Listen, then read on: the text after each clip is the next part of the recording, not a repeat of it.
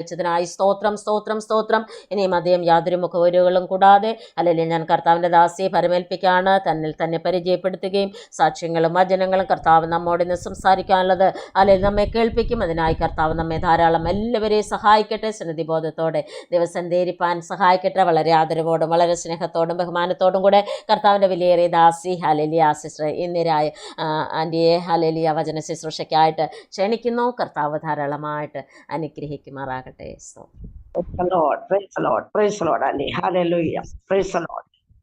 കർത്താവായ യേശുക്രിസ്തുവിന്റെ ധന്യമുള്ള നാമം ഈ സമയത്തെ വാഴ്ത്തപ്പെടുമാറാകട്ടെ.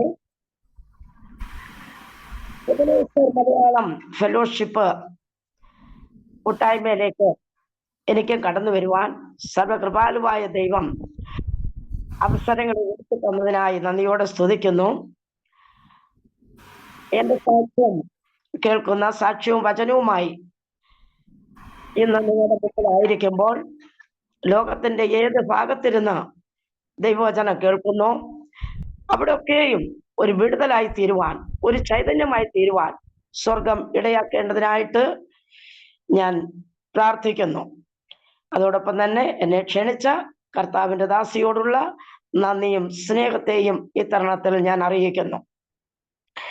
എന്നെ തന്നെ ഞാനൊന്ന് പരിചയപ്പെടുത്താം. എൻ്റെ പേര് ഇന്ദിര എന്നാണ്. ഇന്ദിര അമ്മ എന്ന് വിളിക്കും. ഞാൻ കൊട്ടാരക്കര വാളകം സ്വദേശിയാണ്.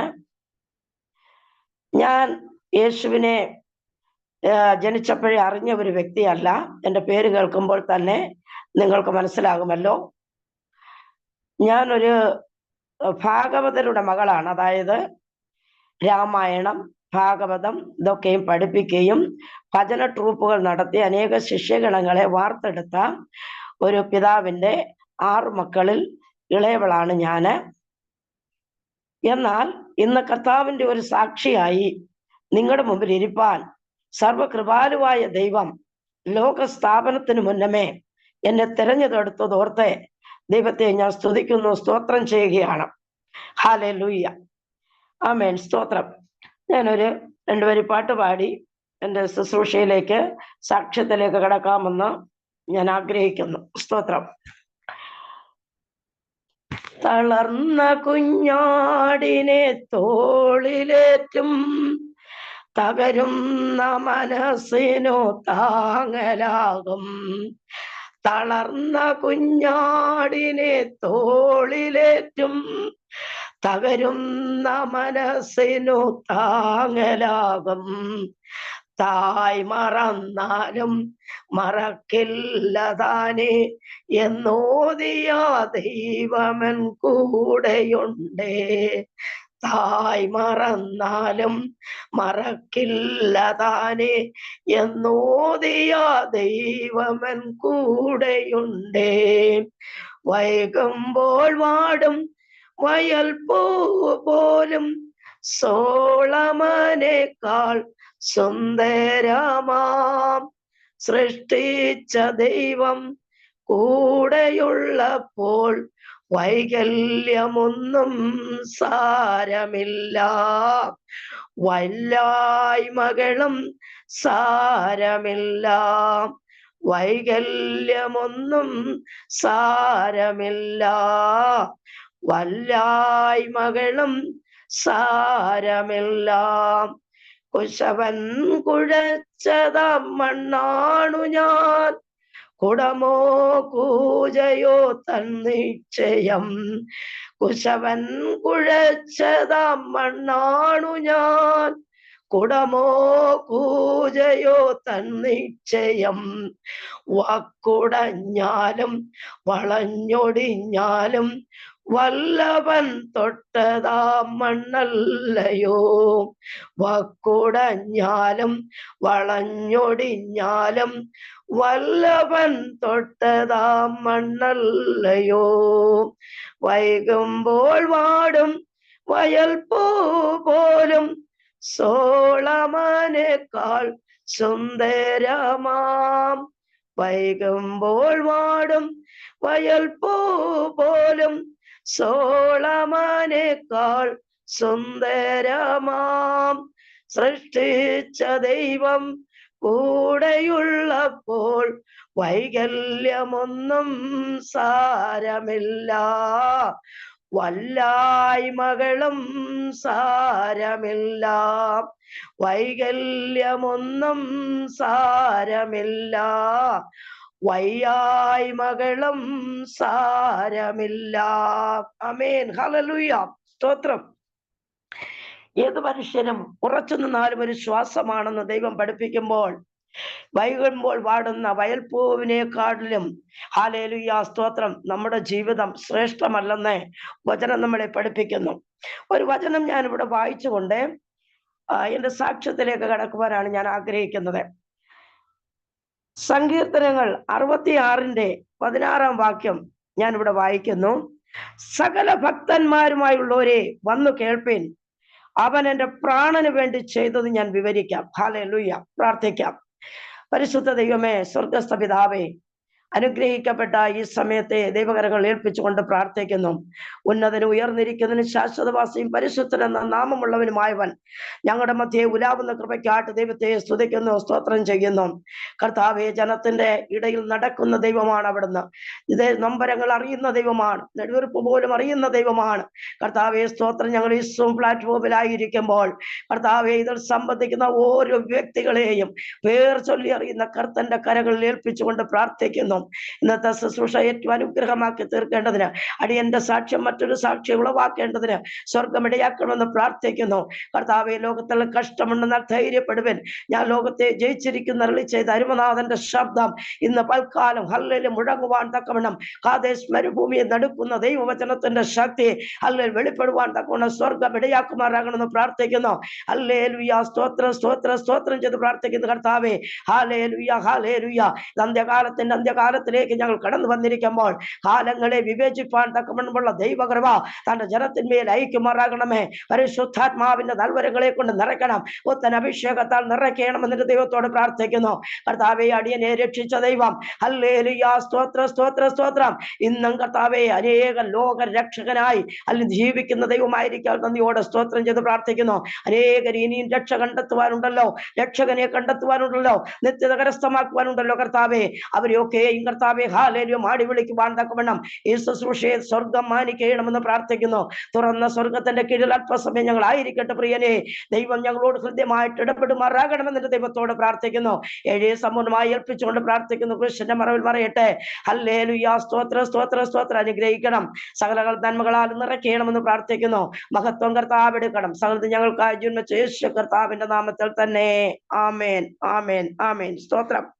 ദൈവത്തിന്റെ വചനം പറയുന്നു, 1 പത്രോസ് 1:18 വായിക്കുമ്പോൾ പറയുന്നു, നിങ്ങളുടെ വ്യർത്ഥവും പിതൃപാരമ്പര്യവുമായുള്ള നിങ്ങളുടെ നടപ്പിൽ നിന്നും നിങ്ങളെ വീണ്ടെടുത്തത് വെള്ളി, പൊന്ന് എന്നീ അഴിഞ്ഞു പോകുന്ന വസ്തുക്കളെ കൊണ്ടല്ല, ക്രിസ്തു എന്ന നിർദോഷവും നിഷ്കളങ്കവുമായ കുഞ്ഞാടിന്റെ വിലയേറിയ രക്തം കൊണ്ടാണ്. അതേ പ്രിയപ്പെട്ടവരെ, എന്റെ പിതൃപാരമ്പര്യമല്ല എന്നെ വീണ്ടെടുത്തത്, എന്റെ ബന്ധുബലമല്ല എന്നെ വീണ്ടെടുത്തത്, എന്റെ രാഷ്ട്രീയമല്ല എന്നെ വീണ്ടെടുത്തത്, സർവശക്തനായ ദൈവം യേശുവിന്റെ രക്തത്താലും വചനത്താലും ഹല്ലേലൂയ, സ്തോത്രം. കഴിഞ്ഞ 33 വർഷങ്ങൾക്ക് മുമ്പേ ഈ യേശുവിന്റെ സ്നേഹം എന്നെ തേടി വന്നു. ഹല്ലേലൂയ, സ്തോത്രം. ആമേൻ, ഹല്ലേലൂയ. ഞാൻ വായിച്ച വചനം കേട്ടല്ലോ. സകല ഭക്തന്മാരുമായുള്ളവരെ വന്നു കേൾപ്പേൻ, എന്റെ പ്രാണന് വേണ്ടി അവൻ ചെയ്തത് ഞാൻ വിവരിക്കാം. ഹല്ലേലൂയ, സ്തോത്രം. എന്റെ കുടുംബത്തിന്റെ സ്തോത്രം, എന്റെ പിതൃ പാരമ്പര്യം പറയുവാണെങ്കിൽ അത്തിപ്പറമ്പിൽ പിള്ള വീട്ടിൽ ജി രാമൻപിള്ള ഭാഗവതരുടെ മകളാണ് ഞാൻ. ഹല്ലേലൂയ, സ്തോത്രം. എന്നാൽ അതേ അവസ്ഥയിൽ ജനിച്ചു വളർന്നു. ഭാഗവതൻ, രാമായണം ഇതൊക്കെ വായിച്ചു, ഭജന ട്രൂപ്പുകൾ നടത്തി മുന്നോട്ട് വന്ന ഒരു കുടുംബമായിരുന്നു. നല്ല ഭക്തിയോടെ ജീവിച്ചുകൊണ്ട് വന്ന കുടുംബമായിരുന്നു. എന്നാൽ വിവാഹ ജീവിതത്തിലേക്ക് കടന്നു വന്നപ്പോൾ വളരെ തിക്തമായിട്ടുള്ള അനുഭവങ്ങളിലൂടെ കടന്നു പോകുവാൻ ഞാൻ എൻ്റെ ജീവിതത്തിൽ അരുതേ എന്ന് ഞാൻ ആഗ്രഹിച്ചോ അത് തന്നെ എൻ്റെ ജീവിതത്തിൽ സംഭവിക്കുവാനായിട്ടിടയായി തീർന്നു. വിവാഹത്തിന്റെ ആദ്യത്തെ ദിവസം തന്നെ ക്രൂരനായ ഒരു ഭർത്താവാണ് എനിക്ക് ദൈവം ദാനമായി തന്നതെന്ന്, എനിക്ക് കൂട്ടിച്ചേർത്തതെന്ന് എനിക്ക് മനസ്സിലാക്കുവാനായിട്ട് സാധിച്ചു. അവിടെ തൊട്ട് തുടങ്ങിയ പീഡനമാണ്. ഹല്ലേലൂയ, സ്തോത്രം. എന്നാൽ കുടുംബജീവിതം ഏറ്റവും ശ്രേഷ്ഠമാണെന്ന് മനസ്സിലാക്കിയ ഞാൻ ഇതെല്ലാം കഷ്ടങ്ങളും പ്രയാസങ്ങളും നിന്ദകളും പീഡനങ്ങളും ഉപദ്രവങ്ങളും സഹിക്കുവാനായിട്ട് ഹല്ലേലൂയ സ്തോത്രം എന്നെ തന്നെ ഒരുക്കുകയായിരുന്നു ആദ്യത്തെ രാത്രിയിൽ. കാരണം എന്തെന്ന് ചോദിച്ചാൽ 6 മക്കളെയും കൊണ്ട് എൻ്റെ അച്ഛൻ എൻ്റെ 6 വയസ്സിൽ മരിച്ചതാണ്. അപ്പോൾ 6 മക്കളെയും കൊണ്ട് ഒരു വിധവ മക്കളെ വളർത്തിയെടുക്കുന്ന ദുഃഖകരമായ അവസ്ഥ കണ്ടു വളർന്ന ഒരു മകളാണ് ഞാൻ. അതേപോലെ തന്നെ അച്ഛന്റെ സ്നേഹം, അധികം വാത്സല്യം എനിക്ക് കിട്ടാത്ത ഒരു സഹോദരിയാണ് ഞാൻ. എന്നെക്കാട്ടി മൂത്തവരാണ്, 10, 20, 22 വയസ്സിനൊക്കെ മൂത്തവരാണ് എൻ്റെ മൂത്ത സഹോദരങ്ങൾ. ഞാൻ ഏറ്റവും ഇളയവളായതുകൊണ്ട് ഞാൻ വളരെ പ്രായത്തിന്റെ വ്യത്യാസങ്ങൾ ഞങ്ങൾക്കുണ്ടായിരുന്നു. അങ്ങനെ മുന്നോട്ട് വരവേ കുടുംബജീവിതത്തിൽ 10ാം ക്ലാസ്സിൽ നന്നായിട്ട് പഠിച്ചു, ടൈപ്പിംഗ് ഷോർട്ട് ഹാൻഡും ഒക്കെ പഠിപ്പാനായിട്ട് ഇടയായി തീർന്നു. നല്ല മിടുക്കി കുട്ടിയായിട്ട് എനിക്ക് പഠിക്കുവാനും ആത്മീയത്തിൽ ഞങ്ങളുടെ വിശ്വാസം അനുസരിച്ച് മുന്നോട്ട് പോകുവാനും ഒക്കെ മുന്നോട്ട് പോകുവാൻ ദൈവം ഇടയാക്കി. എന്നാൽ കുടുംബജീവിതത്തിലേക്ക് വന്നപ്പോൾ വളരെ മുൻകോപിയായ ഒരു ഭർത്താവും അതോടൊപ്പം തന്നെ അല്പാൽപ്പം മദ്യം ഉപയോഗിക്കുന്ന വ്യക്തിയുമാണെന്ന് മനസ്സിലാക്കുവാനായിട്ട് സാധിച്ചു. അന്ന് തന്നെ രാത്രിയിൽ തന്നെ ഉപദ്രവത്തോടു കൂടിയാണ് ആദ്യ ദിനം എനിക്ക് കഴിച്ചു കൂട്ടേണ്ടെന്ന് വന്നത്. എന്നാൽ ഹല്ലേലൂയ സ്തോത്രം പറയട്ടെ, മുന്നോട്ട് മാസങ്ങൾ കടന്നുപോയി. അപ്പോൾ പീഡനങ്ങൾ വർദ്ധിച്ചു വന്നു. അപ്പോൾ സഹോദരങ്ങൾ പറഞ്ഞു, ഈ വിവാഹം ഇവിടെ വെച്ച് നിർത്തിയാൽ മതി, നീ വീട്ടിൽ വന്നു നിൽക്കേ എന്ന് പറയുവാനായിട്ടിടയായി തീർന്നു. അപ്പോഴേക്കും എൻ്റെ ഉദരത്തിൽ ഒരു കുഞ്ഞിന് ഉരുവാകും, അതായത് ഞാൻ ഗർഭിണിയായി. അപ്പോൾ ഞാൻ പറഞ്ഞു, ഇല്ല, ഈ കുഞ്ഞിന് അച്ഛനില്ലാതാകാൻ ഞാൻ സമ്മതിക്കത്തില്ല. എന്ത് പീഡനങ്ങൾ സഹിച്ചാലും ഞാൻ ഇതിനെ വളർത്തിയെടുക്കും, ഞാൻ ഭർത്താവിനെ വിട്ടു വന്ന് നിൽക്കത്തില്ല എന്നുള്ള ഒരു തീരുമാനത്തോടെ മുന്നോട്ട് പോയി. പ്രിയപ്പെട്ടവരെ പറയട്ടെ, അകത്ത് പീഡനം പുറത്ത് പീഡനം നമുക്ക് സമയങ്ങൾ അധികം നമ്മുടെ മുമ്പിൽ ഇല്ലാത്തത് കൊണ്ട് ഞാൻ സ്പീഡിൽ ഞാൻ സാക്ഷ്യങ്ങൾ പറഞ്ഞു പോവുകയാണ്. ഹല്ലേലൂയ സ്തോത്രം. അകത്ത് പീഡനം പുറത്ത് പീഡനം. ജോലി ചെയ്തിട്ട് വരുമ്പോൾ മറ്റുള്ളവരെ മദ്യപിക്കും, മറ്റുള്ളവരുമായിട്ട് ഉപദ്രവങ്ങൾ ഉണ്ടാക്കും. അവരെ നല്ല ബലമുള്ള ഭുജമൊക്കെ ആയതുകൊണ്ട് മൂക്കമണ്ടയ്ക്കാണ് അടിക്കുന്നത്, രക്തം വാർന്നൊഴുകും, തമ്മിൽ തല്ലും. പിന്നെ അവസാനം വീട്ടുകാർ വന്ന് വണ്ടി വിളിച്ച് വീട് വളയും, മരകായുധങ്ങളായിട്ട് വളയും. അവൻ എന്ത് ചെയ്ത് ചോദിക്കും, പുള്ളിക്കാരൻ ഓടി മറയും. അവസാനം ഞങ്ങൾക്കൊരു രാഷ്ട്രീയക്കാരനുണ്ട്, ആ രാഷ്ട്രീയക്കാരൻ്റെ അടുത്തേക്ക് അന്ന് പിഞ്ചു കുഞ്ഞുങ്ങളെയും കൊണ്ട് ഈ പീഡനങ്ങൾ സഹിച്ചുകൊണ്ട് അന്ന് ആദ്യമായിട്ട് അങ്ങനെ ഒരു കുഞ്ഞുമായിട്ടായിരുന്നപ്പോൾ അങ്ങനെ മുന്നോട്ട് പോകുവാനായിട്ട് ഇടയായി തീർന്നു. അങ്ങനെ വർഷങ്ങൾ കഴിഞ്ഞു. രണ്ടാമതൊരു കുഞ്ഞും കൂടായി, ഒരാണും ഒരു പെണ്ണും, 2 പൈതങ്ങളെ ദൈവം എനിക്ക് ദാനമായിട്ട് തന്നു. എന്നാൽ ഈ പ്രതിസന്ധികളെല്ലാം കടന്നു വരുമ്പോൾ പുറത്ത് ബഹളം ഉണ്ടാക്കിയിട്ട് വരും, അകത്ത് പീഡനം. എൻ്റെ കുഞ്ഞുങ്ങളെ ഒരു രാത്രി പോലും വീട്ടിൽ കടന്നുറക്കാത്ത സാഹചര്യങ്ങളിലൂടെ കടന്നുപോയി. എന്നാൽ അത് സഹിക്കാം. പക്ഷെ പുറത്ത് പീഡനം കടന്നു വരുമ്പോൾ, ആൾക്കാർ ഉപദ്രവത്തിന് കടന്നു വരുമ്പോൾ അവരെന്നോട് പറയുന്ന ഒരു കാര്യമുള്ളൂ, എന്നെ അവരാരെങ്കിലും ഉപദ്രവിച്ചു കഴിഞ്ഞാൽ നിന്നെയാണ് ഞാൻ കൊല്ലുന്നത്. അതിനുടനെ രാഷ്ട്രീയക്കാരനെ സമീപിച്ചോണം, പുള്ളിക്കാരനെ രക്ഷിച്ചെടുത്തോണം. പ്രിയപ്പെട്ടവരെ പറയട്ടെ, 23 കേസിന് എൻ്റെ ഭർത്താവിനെ പോലീസ് സ്റ്റേഷനിൽ പോലും കയറ്റാതെ, കേസ് കൊടുക്കാതെ ശത്രുക്കളിൽ നിന്ന് രക്ഷിച്ചെടുത്ത് 2 പിഞ്ചു കുഞ്ഞുങ്ങളുമായിട്ട് രാഷ്ട്രീയക്കാരൻ്റെ അടുത്ത് പോകും. ചേട്ടാ ഇങ്ങനെയാണ് കാര്യങ്ങളെന്ന് പറയും.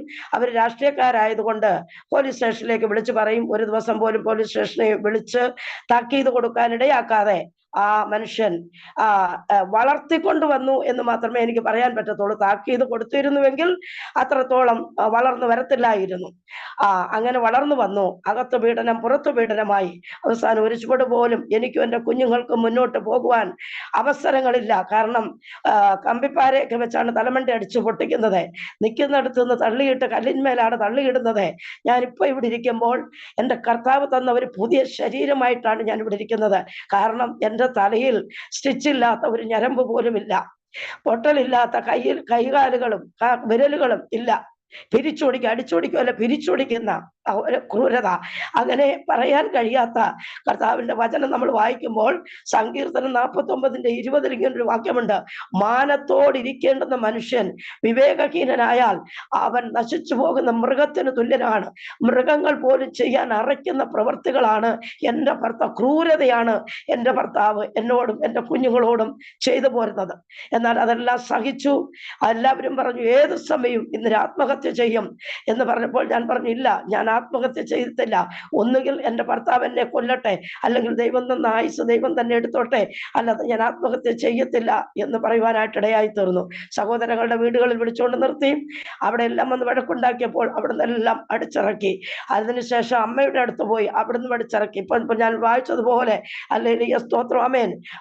പെറ്റമ്മ ഒരു കുഞ്ഞിനെ മറക്കുമോ എന്ന് ചോദിക്കുമ്പോൾ ഒരു പെറ്റ തള്ള പോലും ഞാൻ എന്നെ എൻ്റെ 2 കുഞ്ഞുങ്ങളെയും അടിച്ചിറക്കി കതവടച്ച ഹല്ലേലൂയ സാഹചര്യങ്ങൾ അനേകം ഉണ്ട്. അഭയം തേടി ചെന്നപ്പോൾ എൻ്റെ ഭർത്താവിന്റെ ക്രൂരത മുഖാന്തരം അങ്ങനെ അടിച്ചിറക്കി അനാഥത്വത്തിലേക്ക് ഞാനും എൻ്റെ 2 കുഞ്ഞുങ്ങളും പോയിക്കൊണ്ടേയിരുന്നു.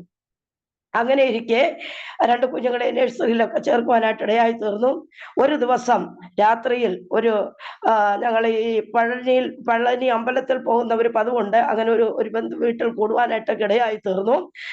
അവിടെ കൂടിയപ്പോൾ അന്ന് രാത്രി എന്നെ ഉപദ്രവിക്കാൻ കിട്ടാഞ്ഞത് കൊണ്ട് ഞങ്ങൾ മറ്റൊരു വീട്ടിലായിരുന്നു. പെട്ടെന്ന് ഞാനങ്ങ് പറഞ്ഞു പോവുകയാണ്. അങ്ങ് പോയപ്പോൾ രാത്രി ഒരു 3 മണിയായി, 4:30 മണിക്ക് ബസ് വരും, ടൂറിസ്റ്റ് ബസ് വരും. ഞങ്ങൾ അവിടെ ഒന്ന് മയങ്ങാമെന്ന് വിചാരിച്ച് കിടന്നു. അപ്പോൾ ഒന്ന് മയങ്ങിയ സമയത്ത് ആരോ എന്നെ വലിച്ചിഴയ്ക്കുന്നതായിട്ട് എനിക്ക് തോന്നി. അപ്പോൾ പെട്ടെന്ന് ഞാൻ കാറി കൂവി ഉണർന്നപ്പോൾ എൻ്റെ തലമുടിക്ക് വലിച്ചഴച്ചുകൊണ്ട് എൻ്റെ ഭർത്താവ് പുറത്തു പോകുന്ന ഒരു രംഗമാണ് കണ്ടത്. അങ്ങനെ ഞാൻ വിളിച്ചു കൂവി ബഹളമുണ്ടാക്കി എൻ്റെ തലമുടിക്ക് കുത്തിപ്പിടിച്ച് ആ ഭിത്തിയിലിട്ട് എന്നെ ഇടിച്ചപ്പോൾ ഞാൻ അവിടുന്ന് വിട്ടോടി എൻ്റെ കുഞ്ഞുങ്ങളെ പഠിപ്പിക്കുന്ന ഒരു നഴ്സറി ടീച്ചറുടെ വീട്ടിൽ കടന്നു പോകുവാനായിട്ട് ഇടയായി തീർന്നു. അങ്ങനെ രാത്രി വെളുപ്പിന് മൊത്തം ഇരുട്ടത്ത് ഞാൻ മറഞ്ഞിരുന്നിട്ട് ഒരു 6:30 ആയപ്പോൾ വഴി നടന്ന് വയല് താണ്ടി ആ ഭവനത്തിൽ ഞാൻ ചെല്ലുവാനായിട്ട് ഇടയായി തീർന്നു. 1990 നടക്കുന്ന ഒരു സംഭവമാണ്. 33 വർഷങ്ങൾക്ക് മുമ്പ് നടക്കുന്ന ഒരു സംഭവമാണ് ഞാൻ ഇവിടെ വിവരിക്കുന്നത്. അപ്പോൾ ആ ടീച്ചറോട് പറഞ്ഞു, ടീച്ചർ കഥക് മുട്ടിയപ്പോൾ ഇന്ദിര ചേച്ചി ആണോ എന്ന് ചോദിച്ചു. ഞാൻ പറഞ്ഞു, ടീച്ചറെ എൻ്റെ കാര്യങ്ങളൊക്കെ നിങ്ങൾക്ക് അറിയാമല്ലോ, ഒരു ചുവട് പോലും എനിക്ക് മുന്നോട്ട് പോകാൻ എനിക്ക് നിവൃത്തിയില്ല, എൻ്റെ കുഞ്ഞുങ്ങളെ കൊണ്ട് പോകുവാൻ എനിക്ക് നിവൃത്തിയില്ല. അതുകൊണ്ട് ഒരു കാര്യം ചെയ്യണം, എന്നെ കൊല്ലുവാൻ ആർക്കും അധികാരമില്ലല്ലോ. അതുകൊണ്ട് ഞങ്ങളുടെ രാഷ്ട്രീയക്കാരൻ കൊച്ചാട്ടൻ്റെ അടുത്തൊന്ന് പറഞ്ഞിട്ട് എന്നെ കൊല്ലാതെ വിടണം. ഇതാണ് എൻ്റെ ആഗ്രഹം. അത് കൊല്ലാതെ വിടണമെങ്കിൽ പുള്ളിക്കാരൻ മദ്യപാനം ഉപേക്ഷിക്കണം. അങ്ങനെ അത് ഉപേക്ഷിക്കത്തുമില്ല. അങ്ങനെ വിളിക്കുമ്പോൾ പോലീസ് കേസ് കൊടുക്കണം. കൊടുത്തിട്ടായാലും വിളിച്ചു വരുത്തിയിട്ട് എന്നെ വേണോ വേണ്ടയോ, അല്ലെങ്കിൽ എന്നെ കൊല്ലാതെ വിടണം. ഇതാണ് ഞാൻ ആവശ്യപ്പെട്ടത്. എന്നാൽ പ്രിയപ്പെട്ടവരെ പറയട്ടെ, അവരെന്നെ അവിടെ ഒളിപ്പിച്ച് നിർത്തിയിട്ട് എൻ്റെ ഭവനങ്ങളിലെല്ലാം ചെന്ന് പറഞ്ഞു, ഇന്നലെ ചേച്ചി ഞങ്ങളുടെ ഭവനത്തിൽ വന്നിട്ടുണ്ട് എന്ന് പറഞ്ഞു. അവസാനം ഞങ്ങളുടെ ആൾക്കാരെല്ലാം എന്നെ കാണാൻ വന്നിട്ട് പറഞ്ഞു, 2 ദിവസം നീ ഇവിടെ നിൽക്കണം, പുറത്തിറങ്ങരുത്, ഞങ്ങൾ ഇതിനൊരു തീരുമാനമുണ്ടാക്കുമെന്ന് പറഞ്ഞു. അങ്ങനെ ഞങ്ങൾ 2 ദിവസമായി, 3 ദിവസമായി, 4 ദിവസമായി, 5 ദിവസമായി, 9 ദിവസമായിട്ടും ഒരു മറുപടിയോ ഒരു വ്യക്തികൾ എന്നെ കാണാനോ വരുന്നില്ല. അവസാനം അന്ന് ഫോണില്ല. പിന്നെ ടീച്ചർ വൈകിട്ട് വരുമ്പോഴാണ് ഞാൻ ചോദിക്കുന്നത്. അപ്പോഴും പറയും, കുഞ്ഞുങ്ങൾ നഴ്സറി വരുന്നുണ്ട്, ഇന്നൊരു ചേച്ചി മിണ്ടി പോകരുത്, ഞങ്ങൾ പറയുന്നത് പോലെ നിന്നോണം, ഇനി അതിനപ്പുറമായിട്ട് ഒന്നും മിണ്ടാൻ പാടില്ല. അങ്ങനെ പറഞ്ഞ് അവിടെയും കൂടെ എനിക്ക് ഭീഷണിയായി തീരേണ്ടെന്ന് വന്നു. ഞാനിപ്പോൾ ഇത് കേൾക്കുന്ന എൻ്റെ പ്രിയപ്പെട്ടവർ പറയുകയാണ്, ദൈവത്തിന്റെ വചനം പറയുന്നത്, മനുഷ്യരിൽ ആശ്രയിക്കുന്നതിനേക്കാൾ യഹോവയിൽ ആശ്രയിക്കുന്ന നല്ലത്, പ്രഭുക്കന്മാരിൽ ആശ്രയിക്കുന്നതിനേക്കാൾ യഹോവയിൽ ആശ്രയിക്കുന്ന നല്ലത്. സഹായിപ്പാൻ കഴിയാത്ത മനുഷ്യപുത്രന്മാരിൽ നിങ്ങൾ ആശ്രയം വെക്കരുതേ. അന്ന് എനിക്കറിയില്ലായിരുന്നു ഇങ്ങനെ ജീവനുള്ള ഒരു സത്യദൈവത്തെ ആരാധിക്കാനുണ്ടെന്നോ വിളിച്ചപേക്ഷിക്കാനുണ്ടെന്നോ എനിക്കറിയത്തില്ലായിരുന്നു. ഞാൻ അങ്ങനെ മനുഷ്യരിൽ ആശ്രയിച്ചു പോയി. 9-ന്റെ അന്ന് എൻ്റെ സഹോദരങ്ങൾ, അതായത് എൻ്റെ ചേച്ചിയുടെ ഭർത്താവും അയൽവാസിയായ ഒരു സഹോദരനും കൂടി വന്നിട്ട് ആ ഭവനത്തിൽ നിന്നും എന്നെ ഇറക്കി കൊണ്ടുവന്നു. ഞാൻ ആഗ്രഹിച്ചു എൻ്റെ ഭർത്താവിൻ്റെ അടുക്കലേക്ക് ഒരു മധ്യസ്ഥത പറഞ്ഞ് എൻ്റെ ഭർത്താവിൻ്റെ അടുക്കലേക്ക് കൊണ്ടുപോവുകയാണ്. എൻ്റെ കുഞ്ഞുങ്ങളെ കണ്ടിട്ട് 9 ദിവസമായി. അതുകൊണ്ട് എൻ്റെ കുഞ്ഞുങ്ങളെയും കണ്ട് എൻ്റെ ഭർത്താവിൻ്റെ അടുത്തേക്ക് കൊണ്ടുപോവുകയാണ്. മധ്യസ്ഥത ഒരുക്കി വെച്ചിട്ട് അവർ വിളിക്കുകയാണെന്ന് ഞാൻ വിചാരിച്ചു. പക്ഷെ എന്നെ റോഡിൽ കൊണ്ടുവന്നിട്ട് അവർ പറഞ്ഞത് ഇങ്ങനെയാണ്, തല മൂടാൻ പറഞ്ഞു, സാരി ഇട്ട് തല മൂടാൻ പറഞ്ഞു, നിന്റെ മുഖം വെളിയിൽ കാണരുതെന്ന് പറഞ്ഞു. എന്തിനാണെന്ന് ചോദിച്ചപ്പോൾ അവർ ചുപ്പ് രഹോ, മിണ്ടിപ്പോകരുത്. എൻ്റെ ഭർത്താവിനെ കാട്ടി ഭീകരവാദികളായിട്ട് അവർ മാറുവാനായിട്ട് ഇടയായി തീർന്നു. അങ്ങനെ അവർ പറഞ്ഞതുപോലെ തന്നെ എൻ്റെ തല മൂടിക്കെട്ടി കണ്ണ് മാത്രം കാണത്തക്കവണ്ണമായിട്ട് എൻ്റെ തല ഞാൻ മറച്ചുകൊണ്ട് ഇരുന്നപ്പോൾ ഒരു ഫാസ്റ്റ് വന്നു.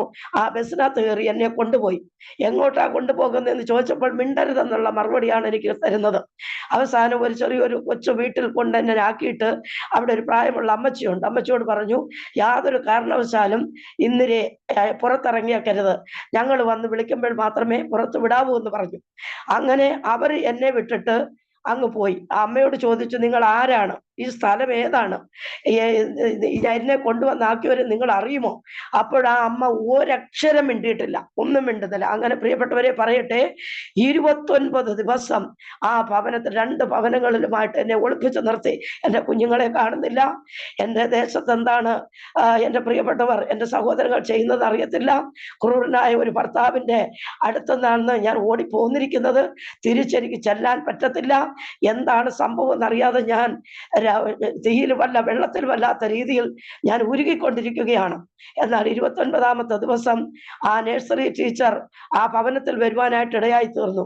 അപ്പോൾ ഞാൻ ചോദിച്ചു, ഇത് ടീച്ചറുടെ വീടായിരുന്നോ എന്ന് ചോദിച്ചപ്പോൾ അതെ, എന്റെ വീടായിരുന്നു എന്ന് പറഞ്ഞു. അപ്പോൾ പറഞ്ഞു, എന്തോ ടീച്ചറെ, 29 ദിവസമായി, ഇത്രയും ദിവസം എന്നെ എന്തിനാ ഒളിപ്പിച്ചിരുത്തിയത്? എന്റെ കുഞ്ഞുങ്ങളെവിടെ? എന്റെ ഭർത്താവ് എന്ത് സംഭവിച്ചു?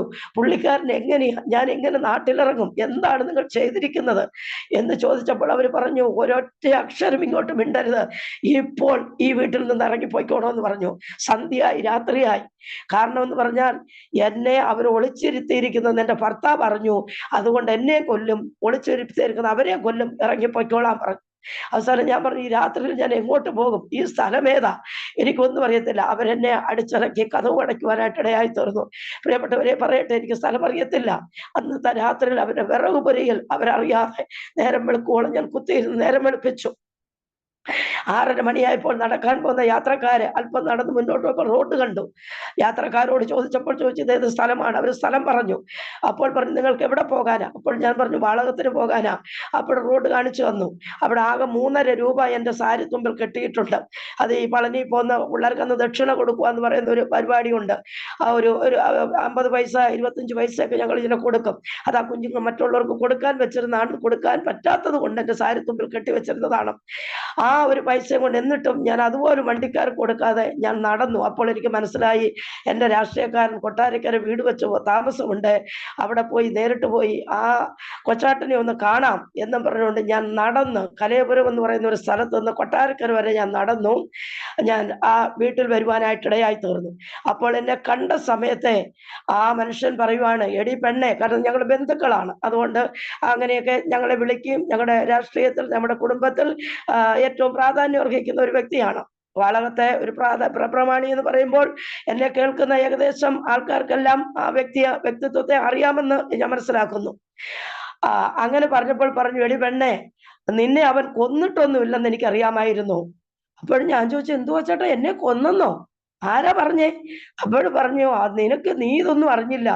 3 ദിവസം നിന്റെ ചേച്ചി എന്റെ കരയോഗത്തിലെ മഹിളാ സമാജക്കാരുമായിട്ട് പഞ്ചായത്ത് മെമ്പറിന്റെ ഒപ്പം മേടിച്ച് നാട്ടുകാരിൽ നിന്ന് മാസ് പെറ്റീഷൻ ഒപ്പിട്ട് നിന്നെ കൊന്നു കുഴിച്ചിട്ടിരിക്കുകയാണെന്ന് പറഞ്ഞ് നിന്റെ സഹോദരി, അതായത് എന്റെ ജ്യേഷ്ഠത്തി, ഇവിടെ സമരമായിരുന്നു എന്ന് പറഞ്ഞു. ഇന്നലെയുടെ ഘാതകനെ പിടിക്കണം.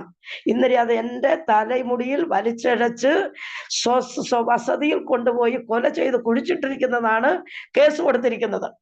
അപ്പോൾ 3 ദിവസം ഇന്നലെയുടെ ഘാതകനെ പിടികൂടുക, ഇതാണ് അവരുടെ ആവശ്യം, അവരുടെ ചിന്താപവിളി. 3 ദിവസം അവിടെ സമരമായി, നാട്ടുകാരിറങ്ങി ബഹളമായി, എന്നെ കാണുന്നില്ല. അങ്ങനെ പോലീസിന് ഓർഡർ കൊടുത്തു, എന്റെ ഭർത്താവിനെ കൊലക്കുറ്റത്തിന് പിടിക്കപ്പെടണം, എനിക്കെന്ത് സംഭവിച്ചു എന്ന് അന്വേഷിക്കണം. ഇതാണ് നാട്ടിൽ നടന്നിരിക്കുന്ന സംഭവം എന്ന് പറയുവാനായിട്ട് ഇടയായി തീർന്നു. അപ്പോൾ ഞാൻ ചോദിച്ചു, ഞാൻ എന്ത് ചെയ്യും? അപ്പോൾ പറഞ്ഞു,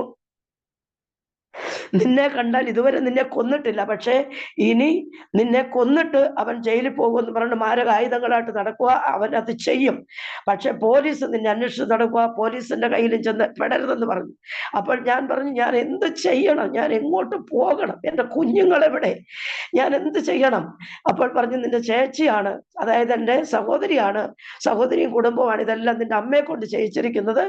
അവിടെ ചെന്ന് പറഞ്ഞിട്ട് അമ്മ പോലീസ് സ്റ്റേഷനിൽ ചെന്ന് മോളെ കിട്ടിയെന്ന് പറയണം. അതാണ് അവരുടെ ഡ്യൂട്ടി. അത് ചെയ്യണം. എന്റെ ഭർത്താവിനെ എന്റെ കയ്യിൽ പോയി പെടാതെ ഞാൻ സൂക്ഷിക്കണം. അങ്ങനെ അത് പറയാനായിട്ട് എൻ്റെ സഹോദരിയുടെ വീട്ടിൽ ചെന്നപ്പോൾ ചേച്ചിക്ക് ഒരൊറ്റ മോനേ ഉള്ളൂ. മോൻ വെള്ളം കോരിക്കൊണ്ടിരിക്കുക. അപ്പോൾ നടന്ന് വലഞ്ഞ് ഭയപ്പെട്ട് ദാഹിച്ച് ഈ നടത്തിയെല്ലാം നടിച്ച് അവിടെ വന്നപ്പോൾ ഓടി. ഞാൻ വളർത്തിയ ഒരു കുഞ്ഞാ, അന്ന് ചേച്ചിയുടെ മകനാണെങ്കിലും, പിന്നെ എന്നെ വിവാഹമൊക്കെ കഴിച്ചതും. അപ്പോൾ ആ പൈതലിനോട് ഞാൻ പറഞ്ഞു, മക്കളെ, അല്പം വെള്ളം കുഞ്ഞമ്മയ്ക്ക് താടാ, എന്ന് പറഞ്ഞപ്പോൾ ആ കുഞ്ഞ് തൊട്ടി മേലോട്ട് പൊക്കിയില്ല. ഒരു തുള്ളി വെള്ളം എനിക്ക് തന്നില്ല. ആ വെള്ളത്തിലിട്ട് ഇടിച്ചുകൊണ്ടിരിക്കുക തൊട്ടി.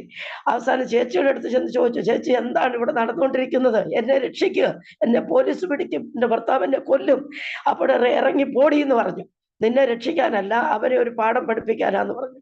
ചേച്ചിയുടെ ഭർത്താവിനെ വിളിച്ചു, ചേട്ടാ ചേട്ടൻ എന്താണ് ഇത് ചെയ്തിരിക്കുന്നത്? നിങ്ങൾ എന്നെ ഒന്ന് രക്ഷിക്ക്, അല്ലെങ്കിൽ എന്റെ വസ്തുവിനകത്ത് 10-30 സെന്റ് വസ്തു എന്റെ അമ്മ തന്നിട്ടുണ്ട്. 5 സെന്റ് വസ്തു വെച്ച് ഒരു മൺകട്ടയെങ്കിലും അറുത്ത് എന്റെ വസ്തുവിന്മേൽ ഒരു മാടം വെച്ചതാ. അവൾ പറഞ്ഞു, എല്ലാവരും തൂത്തിറക്കി അടിച്ചിറക്കി കളഞ്ഞിട്ട് പറഞ്ഞു, നിന്നെ രക്ഷിക്കാനല്ല ഞങ്ങളിത് ചെയ്തത്, അവനെ ഒരു പാഠം പഠിപ്പിക്കാനാണെന്ന് പറഞ്ഞു. പ്രിയപ്പെട്ട അവസാനം അമ്മയുടെ അടുത്ത് ഓടിച്ചത്. അമ്മ ഞാനൊരു ഭീകരവാദിയെ പോലെ, ഭീകര ജന്തുവിനെ പോലെ കണ്ടിട്ട്, അയ്യോ നീ ഇവിടെ വന്നോ എന്ന് ചോദിച്ചുകൊണ്ട് കതവും പൂട്ടിക്കൊണ്ട് അമ്മ ഇറങ്ങി ഓടാനായിട്ടിടയായി തീർന്നു. എന്ത് ചെയ്യണം ഏത് ചെയ്യണം എന്നറിയാതെ നിൽക്കുന്ന സമയത്ത് പോറ്റമ്മയെ പോലെ ഒരമ്മ, അതായത് 1ാം ക്ലാസ്സിൽ ഞാൻ ഒരുമിച്ച് പഠിച്ച സരസ്വതി എന്ന് പറയുന്ന ഒരു സഹോദരിയുടെ അമ്മ തൊട്ടുമുറ്റത്തുണ്ട്. ഓടി വന്ന ആ അമ്മ കൈ പിടിച്ചിട്ട് പറഞ്ഞു, നിനക്ക് ആരുമില്ലെന്ന് നീ വിചാരിച്ചോ? ഞാനുണ്ടടി, എന്റെ സരസ്വതിയാടി നീ, അതുകൊണ്ട് നീ വാ എന്നും പറഞ്ഞു 1.5 മുറി ഒരു ചട്ടക്കുടില വാഗപ്രായം കഴിഞ്ഞു നിൽക്കുന്ന ഒരു പെൺകുട്ടി, ഇവരൊരു വിധവയാണ്. എങ്കിലും ആ അമ്മ എന്നെ പിടിച്ച് അവരെ വീട്ടിൽ കൊണ്ടിരുത്തി 6 ദിവസം ഒളിപ്പിച്ചിരുത്തി. അയലത്തുനിന്ന് ചോറും കറിയും മേടിച്ചുകൊണ്ട് വന്ന്, എനിക്ക് ഭക്ഷണം കഴിക്കാൻ പറ്റത്തില്ല, എങ്കിലും അവരുടെ നിർബന്ധത്തിന് എന്നെ അവർ ഒളിപ്പിച്ച് ഭക്ഷണം കഴിച്ചു. കൈ കഴുകാനുള്ള പാത്രങ്ങൾ വരെ സ്വന്തക്കാർ ചെയ്തില്ലെങ്കിലും ആ മാതാവും ആ മകളും കൂടെ ചെയ്തു തരുവാനായിട്ടിടയായി തീർന്നു. പക്ഷെ അങ്ങനെ നിന്നാൽ പറ്റത്തില്ലല്ലോ എന്ന് വിചാരിച്ച് ഞാൻ അവരുടെ ജനലയെ കൂടെ നോക്കിക്കൊണ്ട് നിന്നപ്പോൾ ഞങ്ങളുടെ അടുത്തുള്ള ഒരു പോലീസുകാരൻ അതിലെ കൂടെ ഓടി വരാൻ, ഞാൻ പെട്ടെന്ന് കതവ് തുറന്ന് ചാടി പുറത്തിറങ്ങിയിട്ട് അദ്ദേഹത്തോട് ചോദിച്ചു. ഇപ്പൊ കണ്ടപ്പോഴേ പറഞ്ഞു, ഇന്നലെ എന്താണ് ഇവിടെ സംഭവിക്കുന്നത്? നിനക്ക് എന്ത് പറ്റി? ഇങ്ങനെയൊക്കെ ഒരു ജീവിതം ആയിപ്പോയല്ലോ എന്ന് പറഞ്ഞു. അപ്പോൾ ഞാൻ പറഞ്ഞു, ഇപ്പൊ പറയാനൊന്നും സമയമില്ല സാറേ, ഞാനിപ്പോൾ എന്ത് ചെയ്യണമെന്നൊന്ന് പറ. അപ്പോൾ പറഞ്ഞു, നിന്നെ കിട്ടിയെന്ന്, നിന്നെ വലിച്ച് തല്ലിക്കൊന്ന് വലിച്ചടച്ച് വസതിയിൽ കുഴിച്ചിട്ടിരിക്കുന്നതാണ് കേസ് പോയിരിക്കുന്നത്. അന്നേരം അവൻ നിന്നെ കൊല്ലും, അതിൽ നിന്ന് ഒഴിവാകണം, പോലീസ് നിന്നെ അന്വേഷിക്കുന്നു, അതിൽ നിന്ന് ഒഴിവാകണം, ഇതിന് എല്ലാത്തിനും വേണമെങ്കിൽ നിന്റെ അമ്മ നിന്നെ കൊണ്ടുവന്ന് പോലീസ് സ്റ്റേഷനിൽ ഹാജരാക്കിയേ പറ്റൂ. അങ്ങനെ ഈ അമ്മയോട് പറഞ്ഞപ്പോൾ അമ്മ സമ്മതിപ്പിക്കത്തില്ല. അവസാനം പിന്നെ വേറൊരു രാഷ്ട്രീയക്കാരനെ കണ്ടപ്പോൾ ഈ പുള്ളിക്കാരൻ ഒരു രാഷ്ട്രീയക്കാരന്റെ അടുത്ത് പോയി അഭയം ബാലകൃഷ്ണപിള്ള പറഞ്ഞു, സോറി, ആ വ്യക്തി, ആ രാഷ്ട്രീയക്കാരൻ പറഞ്ഞു, 23 കേസിന് നിന്നെ ഞാൻ നടത്തി, ഇനി നിന്നെ രക്ഷിക്കാൻ വരണമെങ്കിൽ ഇന്നലെ ഇവിടെ കൊണ്ടുവരണമെന്ന് പറഞ്ഞു. അവളാണ് ഇതുവരെ നിനക്ക് വേണ്ടി ഓടിക്കൊണ്ടിരുന്നത്, പക്ഷെ നിന്നെ രക്ഷിച്ചെടുത്തത്. ഇപ്പോൾ അവളെവിടെ? അന്നേരം ഈ അവളെ കൊണ്ടുവരാതെ, ഇന്നലെ ഇവിടെ കൊണ്ടുവരാതെ നിന്നെ ഞാൻ രക്ഷിക്കത്തില്ല എന്ന് പറഞ്ഞപ്പോൾ, താൻ രക്ഷിച്ചില്ലെങ്കിൽ മറ്റാരെങ്കിലും രക്ഷിക്കട്ടോ എന്ന് വെച്ചാൽ വേറൊരു പാർട്ടിക്കാരന്റെ അടുത്തേക്ക് പോയി. അങ്ങനെ 28 ദിവസവും പുള്ളിക്കാരനെ വേറൊരു പാർട്ടിക്കാരൻ സുരക്ഷിതമായിട്ട് ഭക്ഷണവും കൊടുത്ത് വാഹനത്തിൽ കൊണ്ട് നടന്ന് പഞ്ചായത്തിൽ കൊണ്ട് ഒളിപ്പിച്ചിരുത്തുവാനായിട്ട് ഇടയായി തീർന്നു. ആ വ്യക്തിയുടെ വീട്ടിൽ അന്ന് പെയിന്റ് അടിച്ചുകൊണ്ടിരിക്കുവാണെന്ന്, പെയിന്റ് അടിക്കും ഡ്രോയിങ് ഒക്കെയാണ് എൻ്റെ ഭർത്താവിന് ജോലി, അവിടെയാണെന്ന് പറഞ്ഞു. അങ്ങനെ ഞാൻ ആ സഖാവിനെ തേടി ചെന്നു. അതായത് എനിക്ക് വേണ്ടി എഴുന്നേൽക്കാൻ ആരുമില്ലാതായപ്പോൾ ഞാനൊരു ബുദ്ധി പ്രയോഗിച്ചു. ആരെങ്കിലും കണ്ടിട്ട് ഈ മനുഷ്യനിൽ നിന്നും രക്ഷ പ്രാപിക്കണം, എന്നെ പോലീസ് സ്റ്റേഷനിൽ ഹാജരാക്കാനുള്ള അവസ്ഥ ഞാൻ തന്നെ ഒപ്പിക്കണം എന്നുള്ളത് തീരുമാനിച്ചുകൊണ്ട് ഞാൻ അവിടെ ചെന്നപ്പോൾ എന്നെ കണ്ടപ്പോഴേ പറഞ്ഞു, നീ എൻ്റെ മുമ്പിൽ ഒരു പട്ടിയെ പോലെ വരുമെന്നറിഞ്ഞു, നിന്റെ ആൾക്കാരെല്ലാം നിന്നെ കൈവിട്ടില്ലയോ, നീ എൻ്റെ അടുത്ത് വന്നില്ലയോ എന്ന് ചോദിച്ചു. അപ്പോൾ ഞാൻ പറഞ്ഞു, ഞാൻ താങ്കളെ കാണാനല്ല വന്നേ എന്ന് പറഞ്ഞു. ആ രാഷ്ട്രീയക്കാരൻ്റെ അടുത്തോട്ട് മാറിയിട്ട് പറഞ്ഞു, എൻ്റെ ബന്ധം ഒഴിഞ്ഞു തരാൻ പറയണം എന്ന് പറഞ്ഞപ്പോൾ പറഞ്ഞു, നിന്റെ ബന്ധം ഒഴിയത്തുമില്ല, വേറെ ആരും നിന്നെ കൊണ്ടുപോകത്തുമില്ല, ഞാനല്ലാതെ നിന്നെ രക്ഷിക്കാനില്ല എന്ന് പറഞ്ഞിട്ട് ഇന്ന് വൈകിട്ട് നീ കൊച്ചുങ്ങളെ കൊണ്ട് ഞാൻ വരും, നീ വീട്ടിൽ പോകുന്നു പറഞ്ഞു. ആ മനുഷ്യൻ പറഞ്ഞു, നിന്നെ പോലീസ് സ്റ്റേഷനിൽ കൊണ്ട് ഹാജരാക്കാനും കിട്ടിയെന്ന് പറയാനും നിന്റെ അമ്മയെ, രാഷ്ട്രീയക്കാരൻ പറഞ്ഞു. പുള്ളിക്കാരൻ സമ്മതിപ്പിച്ച് പൈസ വരെ തന്നിട്ട് വിട്ടിട്ട് പറഞ്ഞു, ഇല്ലെങ്കിൽ അമ്മയെ പോലീസ് പിടിക്കുമെന്ന് പറയണമെന്ന്. അങ്ങനെ ചില കാര്യങ്ങളൊക്കെ നടന്ന അവസാനം അമ്മ കൂടെ വരാൻ ഇടയായി തീർന്നു. പോലീസ് സ്റ്റേഷനിൽ കൊണ്ട് അമ്മയ്ക്ക് മകളെ കിട്ടിയെന്നും ഭർത്താവ് കൊണ്ടുപോവുകയാണെന്നും പറഞ്ഞുകൊണ്ട് എഴുതി വെച്ചു. അവസാനം അത് കോടതിയിൽ പോയി. കോടതി വന്നിട്ട് അവിടെ എഴുതി വെച്ചു, അമ്മയ്ക്ക് മകളെ തിരിച്ചു കിട്ടിയെന്നും ഭർത്താവ് കൊണ്ടുപോവുകയാണെന്നും പറഞ്ഞ് കൊണ്ടുപോകുവാനായിട്ടിടയായി തീർന്നു. പ്രിയപ്പെട്ടവരെ, പറയട്ടെ, അതുവരെ സഹിച്ചുകൊണ്ടിരുന്നതിൽ നിന്ന് നിങ്ങൾ തന്നെ ഓർത്താൽ മതി. ഒരു ചെന്നായുടെ നടുവിൽ കുഞ്ഞാടിനെ കൊണ്ട് ഇട്ട് കഴിഞ്ഞാൽ എങ്ങനെ കടിച്ചു കീറും, അതേ രീതിയിലുള്ള ഒരു അവസ്ഥയിലേക്കാണ് എന്നെ വീണ്ടും എല്ലാവരും കൂടെ തള്ളിവിട്ടത്. അവിടെ ചെന്ന് അങ്ങനെ വീട്ടിൽ പോയി. കുഞ്ഞുങ്ങളെ പ്രിയ സഹോദരിയുടെ വീട്ടിലാണ് നിർത്തിയിരുന്നത്. അവരെ തിരിച്ചു കൊണ്ടുവന്നു.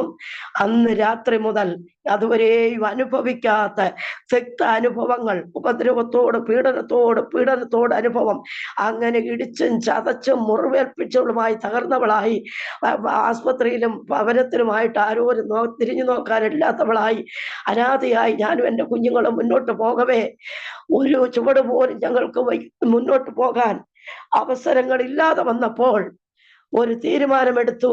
എൻ്റെ കുഞ്ഞുങ്ങളെ കൊല്ലുക, ഞാനും മരിക്കുക. 1990 നടന്ന ഒരു ദിവസം ഞാൻ എടുത്ത ഒരു തീരുമാനമാണ്.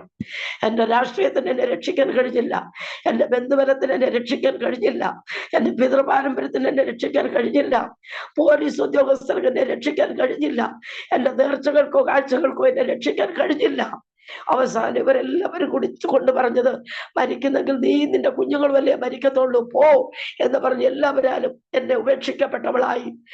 ഞാനും എൻ്റെ കുഞ്ഞുങ്ങളും നിരപരാധികളായി നടന്നപ്പോൾ ഒരു രാത്രി പോലും എൻ്റെ കുഞ്ഞുങ്ങളെ രാത്രിയുടെ വീട്ടിൽ കിടന്ന് ഉറക്കിയിട്ട് വർഷങ്ങളായി കാട്ടിലും മലയിലും വീട്ടിൽ നിന്ന് കൊള്ളാവുന്ന ഉപദ്രവങ്ങളെല്ലാം ഉപദ്രവിച്ചു കൊണ്ടിട്ട് ഞങ്ങൾ പിന്നെ ഇറങ്ങി ഓടുക ചെയ്തു. ഓടുന്ന ഞങ്ങളെ കല്ലുപറക്കേറി വാഴയുടെ മറവിലും ചേമ്പിന്റെ മറവിലും ഒക്കെ രാത്രിയുടെ യാമങ്ങളിൽ വർഷങ്ങളായി ഒളിച്ചിരുന്നാണ് ഞങ്ങളുടെ രാത്രികാലം കഴിച്ചു കൂട്ടിക്കൊണ്ടിരിക്കുന്നത്. ഇങ്ങനെ മുന്നോട്ട് പോകുമ്പോൾ പ്രിയപ്പെട്ടവരെ പറയട്ടെ, 2 കുഞ്ഞുങ്ങളെ സന്ധ്യയായപ്പോ മാർവോട് മടയിൽ പിടിച്ചിരുത്തി ഇട്ട് ഞാൻ പറഞ്ഞു, ഇന്ന് നിങ്ങളെ കൊല്ലും. എങ്ങനെ കൊല്ലണമെന്ന് ദിവസങ്ങൾ കൊണ്ട് ചിന്തിച്ചുകൊണ്ടിരിക്കുക. വിഷം മേടിക്കാൻ പോലും പൈസയില്ല, വീട്ടിന്റെ പറമ്പിൽ ഇറങ്ങാൻ പറ്റത്തില്ല. ഒന്നീ വണ്ടിയുടെ മുമ്പിൽ കുഞ്ഞുങ്ങളെ പറക്കിയിടുക, ഞാനും ചാടുക, അല്ലെങ്കിൽ കിരട്ടി പറക്കിയിടുക, ചാവുക. ഇതായിരുന്നു തീരുമാനിച്ചുകൊണ്ടിരുന്നു. അല്ല, ഹൃദയം നിറഞ്ഞു കവിയുന്നത് വായി പ്രസ്താവിക്കും എന്ന് പറയുന്നത് പോലെ അവസാനം ഒരു സന്ധ്യാസമയത്ത് എൻ്റെ കുഞ്ഞുങ്ങളോട് പറഞ്ഞു, നിങ്ങളെ ഞാൻ കൊല്ലും, ഞാനും മരിക്കും.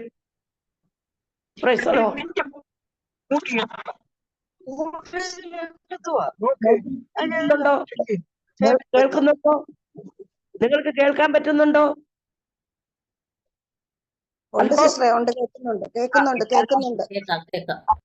സൗണ്ട് കേട്ടോണ്ട് ചോദിച്ചത്.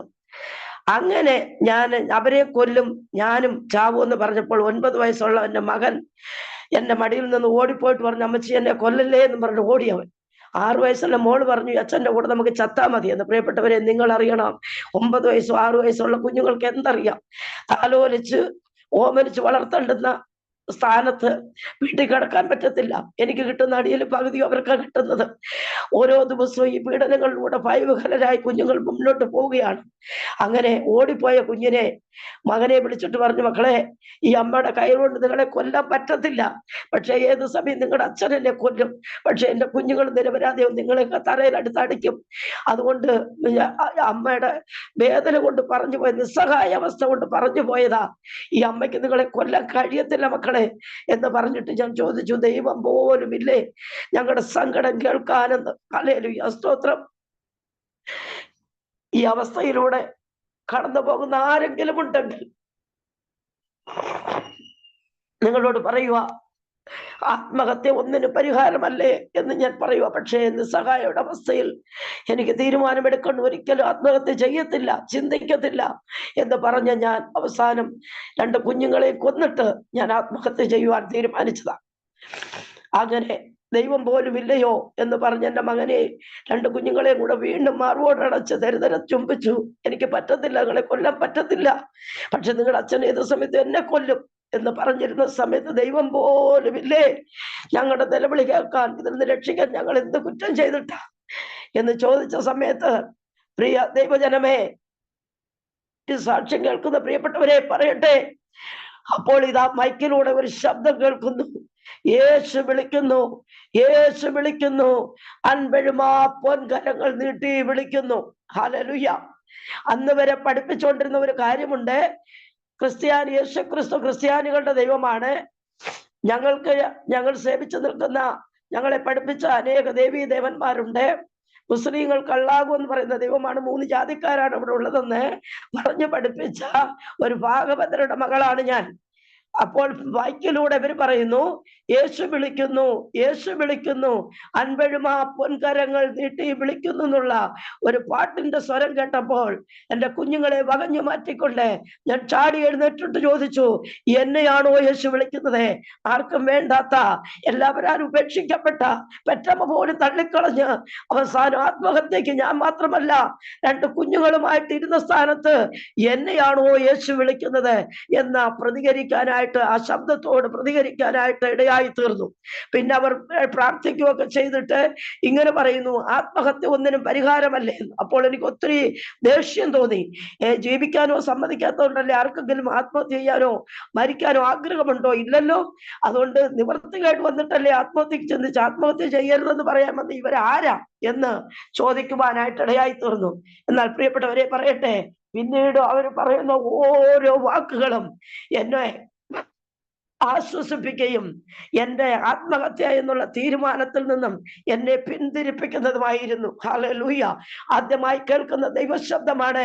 ഇന്ന് എനിക്കറിയാം, അപ്പോസ്തലപ്രവൃത്തി 4-ാം അധ്യായത്തിന്റെ 12-ാം വാക്യം ആ പ്രിയപ്പെട്ടവർ ഇങ്ങനെ വിളിച്ചു പറഞ്ഞു, മറ്റൊരുത്തരും രക്ഷയില്ല, നാം രക്ഷിക്കപ്പെടുവാൻ ആകാശത്തിന്റെ കീഴിൽ മനുഷ്യരിടയിൽ നൽകപ്പെട്ട ഏക നാമം യേശു ക്രിസ്തു എന്ന നാമമാണ്. യേശു ക്രിസ്തു ഒരു മതത്തിന്റെ ദൈവമല്ല. യേശു ക്രിസ്തു ലോകരക്ഷകനാണ്. സത്യദൈവവും നിത്യജീവനുമാണ് യേശു ക്രിസ്തു. നിങ്ങൾ അനുഭവിക്കുന്ന ഏത് പ്രതികൂലങ്ങളായിക്കൊള്ളട്ടെ, ഏത് പ്രശ്നങ്ങളായിക്കൊള്ളട്ടെ, അതിൽ നിന്ന് വിടുവിക്കുവാൻ സർവകൃപാലുവായ ദൈവം ഇവിടെ വന്നിട്ടുണ്ട്. ആരെങ്കിലും മദ്യപാനത്തിന്റെ തകർച്ചയിലോ കടബാധ്യതയിൽ ഭാരപ്പെടുന്നവരോ രോഗാതുരരായിരിക്കുന്നവരോ ഒറ്റപ്പെട്ട അവസ്ഥയിൽ ഇരിക്കുന്നവരോ എല്ലാവരും നിന്ദിക്കപ്പെട്ടവരായിരിക്കുന്നു, ആത്മഹത്യ പ്രവണതയിൽ ഇരിക്കുന്നു. ഹല്ലേലൂയ, സ്തോത്രം, ആമേൻ. ഇതിന് ഏത് പ്രശ്നങ്ങൾക്കും പരിഹാരം തരുവാൻ ദൈവമുണ്ട്. ആത്മഹത്യ ഒന്നിനും പരിഹാരമല്ലേ എന്ന് പ്രിയപ്പെട്ടവർ വിളിച്ചു പറയുവാനായിട്ടിടയായി തീർന്നു. അങ്ങനെ അവർ പറയുന്ന ഓരോ വാക്കുകളും ഞാൻ ശ്രദ്ധിക്കുവാൻ തുടങ്ങി. അപ്പോൾ അവർ പറയുന്നു, പൂ കൊടുക്കണ്ട, പുഷ്പം കൊടുക്കണ്ട, വാഹനം കയറണ്ട, നിങ്ങൾ ഇരിക്കുന്നിടത്തിരുന്നുകൊണ്ട് യേശുവേ എന്റെ ജീവിതത്തിലേക്ക് കടന്നു വരണമേ, യേശുവേ എന്റെ വിഷയം ഇതാണ്, എനിക്ക് എന്റെ ആവശ്യം ഇതാണ്, എന്നെ രക്ഷിക്കണമെന്ന് പറഞ്ഞാൽ ആ കർത്താവ് നിങ്ങളുടെ അടുക്കൽ വരും. എന്നിട്ട് ആ പ്രിയപ്പെട്ടവർ ഇങ്ങനെ പറഞ്ഞു, ഇതാ ഞാൻ വാതിൽക്കൽ നിന്ന് മുട്ടുന്നു, ആരെങ്കിലും എന്റെ ശബ്ദം കേട്ട് വാതിൽ തുറന്നാൽ ഞാൻ അവനോടും അവൻ എന്നോടും കൂടി അത്താഴം കഴിക്കും. ഇതാ ദൈവമായിട്ടുള്ള ഒരു കൂട്ടായ്മയുടെ ബന്ധത്തിലേക്ക് ഈ പ്രദേശവാസികളെ ദൈവം യേശു ക്രിസ്തു ഇന്നും വിളിക്കുന്നു. ഹല്ലേലൂയ എന്ന് പറയുവാനായിട്ട് ഇടയായി തീർന്നു. പ്രിയപ്പെട്ടവരെ, ഞാൻ പറയട്ടെ, അവർ പറഞ്ഞിട്ട് പ്രാർത്ഥിച്ചിട്ട് പോയി. ഇന്ന് എനിക്കറിയാം, ഓപ്പൺ എയർ മീറ്റിംഗ് നടത്തുന്ന ദൈവദാസന്മാരെ സ്വർഗത്തിലെ ദൈവം ഇന്ന് ഈ ഹല്ലേലൂയ, സ്തോത്രം, ആമേൻ, ഈ എബനേസർ മിനിസ്ട്രിയിൽ വന്നിരുന്ന സാക്ഷ്യം പറയുവാൻ 33 വർഷത്തിന് മുമ്പേ ദൈവം കണ്ടതായതുകൊണ്ട് ദൂതന്മാരെ അയച്ചതുപോലെ സ്വർഗീയ പിതാവ് എന്റെ ദേശത്ത് വചനവുമായി പ്രിയപ്പെട്ടവരെ അയച്ചു. Hallelujah, hallelujah. Glory to Jesus, name of Jesus, hallelujah. ലോക സ്ഥാപനത്തിന് മുമ്പേ സ്വർഗത്തിൽ ദൈവം കണ്ടു. അമ്മയുടെ ഉദരത്തിൽ വെച്ച് എന്റെ ദൈവം എന്നെ കണ്ടു. അതുകൊണ്ട് ആ ദൂതന്മാരെ അയച്ച് ഹല്ലേലൂയ, സ്തോത്രം, ആത്മഹത്യയിൽ നിന്ന് എന്നെ വിടുവിപ്പാനായിട്ടിടയായി തീർന്നു. അങ്ങനെ അവർ പറഞ്ഞു, അവരെ ഞാൻ കണ്ടിട്ടില്ല, എന്നെ അവർ കണ്ടിട്ടില്ല പ്രിയപ്പെട്ടവരെ. എന്നാൽ അവർ പറഞ്ഞു, ഈ ശബ്ദപരിധിക്കുള്ളിൽ ഈ അവസ്ഥയിൽ ആരെങ്കിലും കഴിയുന്നുണ്ടെങ്കിൽ അവരുടെ അവസ്ഥയ്ക്ക് ദൈവം ഭേദം വരുത്തുകയും ഞങ്ങളെ ഇവിടെ അയച്ചത് ഹല്ലേലൂയ, സ്തോത്രം, അനേകർക്ക് വിടുതലായിരിക്കാൻ ഒരു വ്യക്തിക്കെങ്കിലും ഹല്ലേലൂയ, സ്തോത്രം, രക്ഷയ്ക്ക് കാരണമായി തീർന്നാൽ അത് സ്വർഗം സന്തോഷിക്കുന്ന ദിവസമായിരിക്കും എന്ന് പറഞ്ഞിട്ട് പോയി. എന്നാൽ അവർ പറഞ്ഞിട്ട് പോയ വചനത്തോട്, ഞാൻ കേട്ട വചനത്തോട് പ്രതികരിക്കാൻ തുടങ്ങി. ഇന്ന് വരെയും വിശ്വസിച്ചിരുന്നത് യേശു ക്രിസ്തു ക്രിസ്ത്യാനികളുടെ ദൈവം എന്നാണ്. ഈ പ്രിയപ്പെട്ടവർ വന്ന് പറഞ്ഞിട്ട് പോയി, യേശു ക്രിസ്തു ലോകരക്ഷകനാണ്, അപ്പോൾ എനിക്കും കൂടിയാണ് വന്നതെങ്കിൽ സകല പ്രശ്നങ്ങൾക്കും പരിഹാരം തരാമെന്നാണ് യേശു പറഞ്ഞതെങ്കിൽ.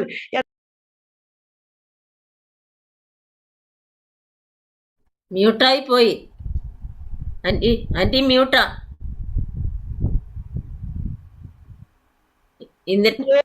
നാമത്തിൽ ഞാൻ പ്രസംഗിക്കാം. പിന്നെ നാട്ടുകാരെ നോക്കത്തില്ല, വീട്ടുകാരെ നോക്കത്തില്ല, ബന്ധുക്കളെ നോക്കത്തില്ല, ചർച്ചക്കാരെ നോക്കത്തില്ല. യേശു ലോക രക്ഷകനാണ്. Jesus is alive. ഹല്ലേലൂയ. എന്റെ യേശു ജീവിക്കുന്ന ദൈവമാണെന്ന് ഞാൻ വിളിച്ചു പറയുന്ന 1990 ഭാഗവതരായിട്ടിരുന്ന ഒരു അച്ഛന്റെ മകൾ, രാമായണവും ഭാഗവതവും വായിച്ചു കൊണ്ടിരുന്ന ഒരു മകൾ പറയുകയാണ്, ഞാൻ പറയുകയാണ്, ഇവർ ഈ പ്രിയപ്പെട്ടവർ പ്രസംഗിച്ചതുപോലെ ഞാൻ പ്രസംഗിക്കും. ഹല്ലേലൂയ. എന്നാൽ എന്റെ സ്വർഗത്തിലെ ദൈവം അതിനെ രക്തം കൊണ്ട് മുദ്രയിടപ്പെട്ട് ഒപ്പുവെച്ചു. ഹല്ലേലൂയ, സ്തോത്രം. ദിവസങ്ങൾ കഴിഞ്ഞു, പ്രശ്നങ്ങൾ തിക്താനുഭവങ്ങളിലേക്ക് കൂടിപ്പോയി. ഹല്ലേലൂയ, സ്തോത്രം. വീട് വിട്ട് ഓടേണ്ടതായിട്ട് വന്നു. അവിടെ നിന്നൊക്കെ പ്രശ്നങ്ങളുടെ പരിഹാരം ഒരു 6 മാസത്തിനകം ഞാൻ ഓടിച്ചങ്ങ് പറയുകയാണ്. ഒരു സഹോദരൻ വന്ന് ഇടപെട്ടു. നിയമപ്രകാരം അല്ലെങ്കിലും ഞങ്ങളെ 50 രൂപ പത്രം എഴുതി വെച്ച് പെട്ടെന്ന് ഒരു വിവാഹമോചനം എന്നുള്ള രീതി കോടതിയിലൊക്കെ കൊടുത്തിരിക്കുക. പക്ഷെ കോടതിയിലൊക്കെ കൊടുക്കുമ്പോഴത്തേന് വർഷങ്ങൾ പിടിക്കുമെന്ന് പറഞ്ഞ് തൽക്കാലം ആ ജീവനെ രക്ഷിക്കാൻ വേണ്ടി എന്റെ സഹോദരൻ എന്നെ, എന്റെ ഇളയ പൈതലിനെ കൂടെ ബീഹാറിലേക്ക് കൊണ്ടുപോയി മൂത്ത കുഞ്ഞിനെ മൂത്ത ആകളുടെ അടുത്ത് വെച്ച് നിർത്തും. ഭർത്താവിനെ ഞങ്ങൾ നാല് പേര് 3 അവസ്ഥയിലൂടെ മാറുവാനായിട്ട് ഇടയായിത്തീർന്നു. അപ്പോൾ ബീഹാറിന്റെ പ്രദേശത്ത് ചെന്നിട്ടും ഞാൻ എന്റെ കർത്താവിനോട് ചോദിച്ചു, കർത്താവേ, ഇതുവരെ 4 പേര് ഒരു കൂര കീഴിലുണ്ടായിരുന്നു, ഇപ്പോൾ നിന്നെ വിശ്വസിച്ചപ്പോൾ ഇപ്പോൾ എല്ലാം ചെതറി, ഇതാണോ യേശുവിനെ വിശ്വസിച്ചാലുള്ള ഹല്ലേലൂയ പ്രയോജനം എന്ന് ചോദിച്ചപ്പോൾ ദൈവത്തിന്റെ ആത്മാവ് പെട്ടെന്ന് എന്നോട് ഇടപെട്ടു. കുഞ്ഞേ, നീ അവിടെ നിന്നാൽ മരണമാണ് അവിടെ നടക്കുന്നത്. ഹല്ലേലൂയ, ഞാൻ മരണത്തിൽ നിന്നുള്ള നീക്കുപോക്കാണ് തന്നത്. ഇന്ന് ഞാൻ പറയും, സങ്കീർത്തനം 68 20 വായിക്കുമ്പോൾ പറയുന്നു, ഹല്ലേലൂയ, ദൈവ ഉദ്ധാരണങ്ങളുടെ ദൈവമാകുന്നു, മരണത്തിൽ നിന്നുള്ള നീക്കുപോക്ക് യഹോവയ്ക്കുള്ളതാകുന്നു. അങ്ങനെയെങ്കിൽ മരണത്തിൽ നിന്നുള്ള, ഞാൻ മുമ്പേ വായിച്ചതുപോലെ, സകല ഭക്തന്മാരുമായുള്ളവരെ വന്നു കേൾപ്പിൻ, എന്റെ പ്രാണന് വേണ്ടി ചെയ്തത് ഞാൻ നിങ്ങളോട് വിവരിക്കാം. ആ കർത്താവ് പറഞ്ഞു, കുഞ്ഞെ, മരണത്തിൽ നിന്നാണ് നിന്നെ ഞാൻ വിടുവിച്ചത് എന്ന് മനസ്സിലാക്കുവാനായിട്ട് സാധിച്ചു. ഹല്ലേലൂയ. 49 സങ്കീർത്തനം നാം വായിക്കുമ്പോൾ അതിന്റെ 7-8 വാക്യങ്ങൾ വായിക്കുമ്പോൾ അവിടെ പറയുന്നു, സഹോദരൻ ശവക്കുഴി കാണാതെ എന്നേക്ക് ജീവിച്ചിരിക്കേണ്ടതിന് അവനെ വീണ്ടെടുപ്പാനോ ദൈവത്തിന് വീണ്ടെടുപ്പ് വില കൊടുപ്പാനോ ആർക്കും കഴിയുകയില്ല. 2 മരണത്തിൽ നിന്നാണ് ഞങ്ങളെ 3 പേരെ എന്റെ കർത്താവ് രക്ഷിച്ചത്. ഈ ലോകപ്രകാരമുള്ള മരണത്തിൽ നിന്നും, അല്ലെങ്കിൽ വരുവാനിരിക്കുന്ന ആ വലിയ നിത്യനാശത്തിൽ നിന്നുമാണ്, ഹല്ലേലൂയ, സ്തോത്രം, എന്റെ ദൈവം എന്നെ രക്ഷിച്ചതെന്ന് എന്റെ കർത്താവ് എനിക്ക് ബോധ്യം തരുവാനായിട്ടിടയായി തീർന്നു. എന്നാൽ 3 മാസത്തിനകം ഒരു കൗൺസിലിംഗ് സെന്ററിലേക്ക് എന്റെ ഭർത്താവ് കയറി പോകുകയും എന്റെ ഭാര്യയും എന്റെ കുഞ്ഞുങ്ങളെ മടക്കി തരണമെന്ന് അവരോട് ആവശ്യപ്പെടാനായിട്ട് ഇടയായി തീർന്നു. അങ്ങനെ ബീഹാറിൽ ഞങ്ങളെ തിരിച്ചു വരുത്തി കൗൺസിലിങ്ങിലൂടെ 6 മാസത്തിനകം പുതിയ, ഞാൻ ഇന്നിരിക്കുന്ന കൊണ്ട് സാക്ഷ്യം പറയുന്ന എന്റെ അമ്മ തന്ന വസ്തുവിന്മേലാണ്.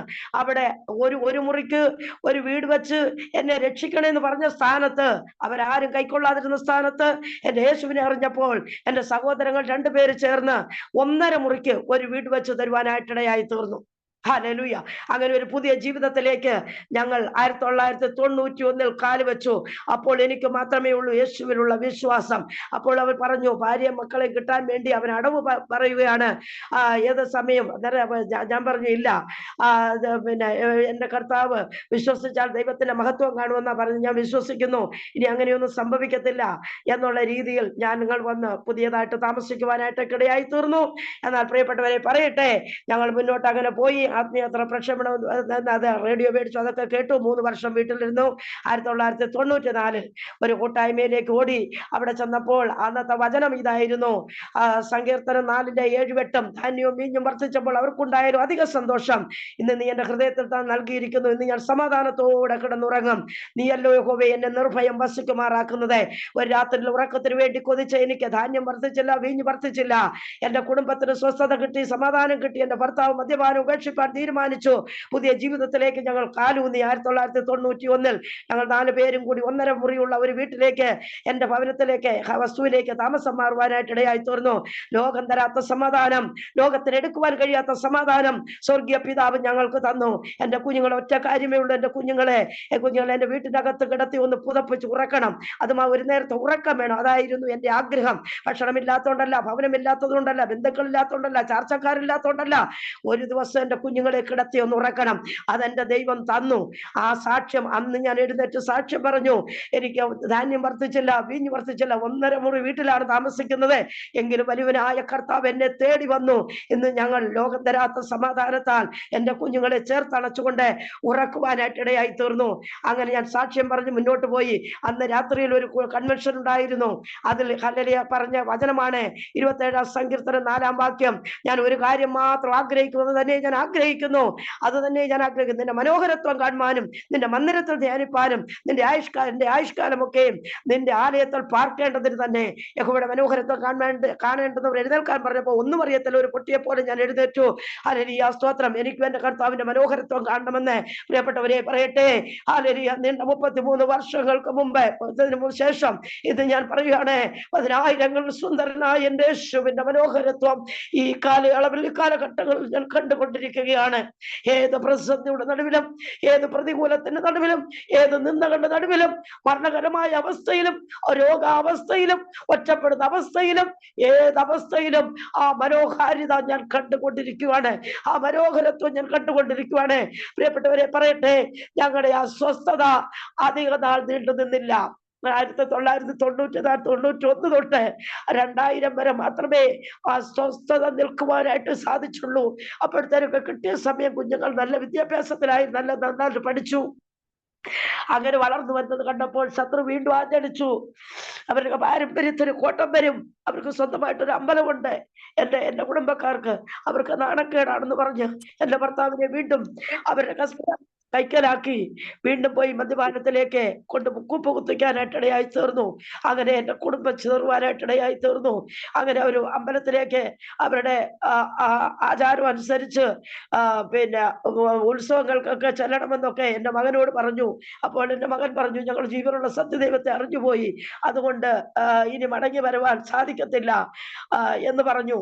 അങ്ങനെ വീട് വിട്ട് എന്റെ കുഞ്ഞിനെ ബാംഗ്ലൂരിലേക്ക് ഞാൻ ഇവിടെ വീട് ചിതറിച്ചു. വീണ്ടും പിന്നത്തതിലായിട്ട് അത് നമുക്ക് വായിക്കുമ്പോൾ അറിയാം. അടിച്ചു വാരിയിട്ടൊക്കെ എടുത്ത് 7 ഭൂതത്തെയും കൊണ്ട് മടങ്ങി വന്നു കഴിഞ്ഞാൽ എങ്ങനെയായിരിക്കും അവസ്ഥ? അതിനെക്കാട്ടിയും കഷ്ടമായിട്ടുള്ള അവസ്ഥയിലേക്ക് എന്റെ കുടുംബം ചിതറിപ്പോയി. എങ്കിലും വിശ്വാസത്തെ മുറുകെ പിടിച്ചുകൊണ്ട് എന്റെ തലയിലെ ഒരു മുടി പോലും അടർന്നു വീഴുന്നത് എന്റെ ദൈവം അറിയാതെ അല്ലെന്ന് ഉറച്ചുകൊണ്ട് ഈ കർത്താവിനെ മാത്രം ശരണം പിടിച്ച് ഞാൻ പിന്മാറത്തില്ല എന്ന് പറഞ്ഞ് കുഞ്ഞുങ്ങളെ ചേർത്ത് പിടിച്ചുകൊണ്ട് ഇതെല്ലാം സഹിക്കുവാനായിട്ട് ഇടയായി തീർന്നു. അവസാനം 2000 മോനെ ബാംഗ്ലൂരിലേക്ക് അയച്ചു. എന്റെ കുടുംബം ചിതറി. മോക്ക് കോട്ടയത്ത് പഠിക്കുവാനായിട്ട് കിട്ടി. അവസാനം എന്റെ കുഞ്ഞ് എന്നെ കോട്ടയത്ത് കൊണ്ടു നിർത്തി. അവിടെ പഠിത്തം പോയി. അച്ഛൻ പഠിപ്പിക്കത്തില്ലെന്നായി.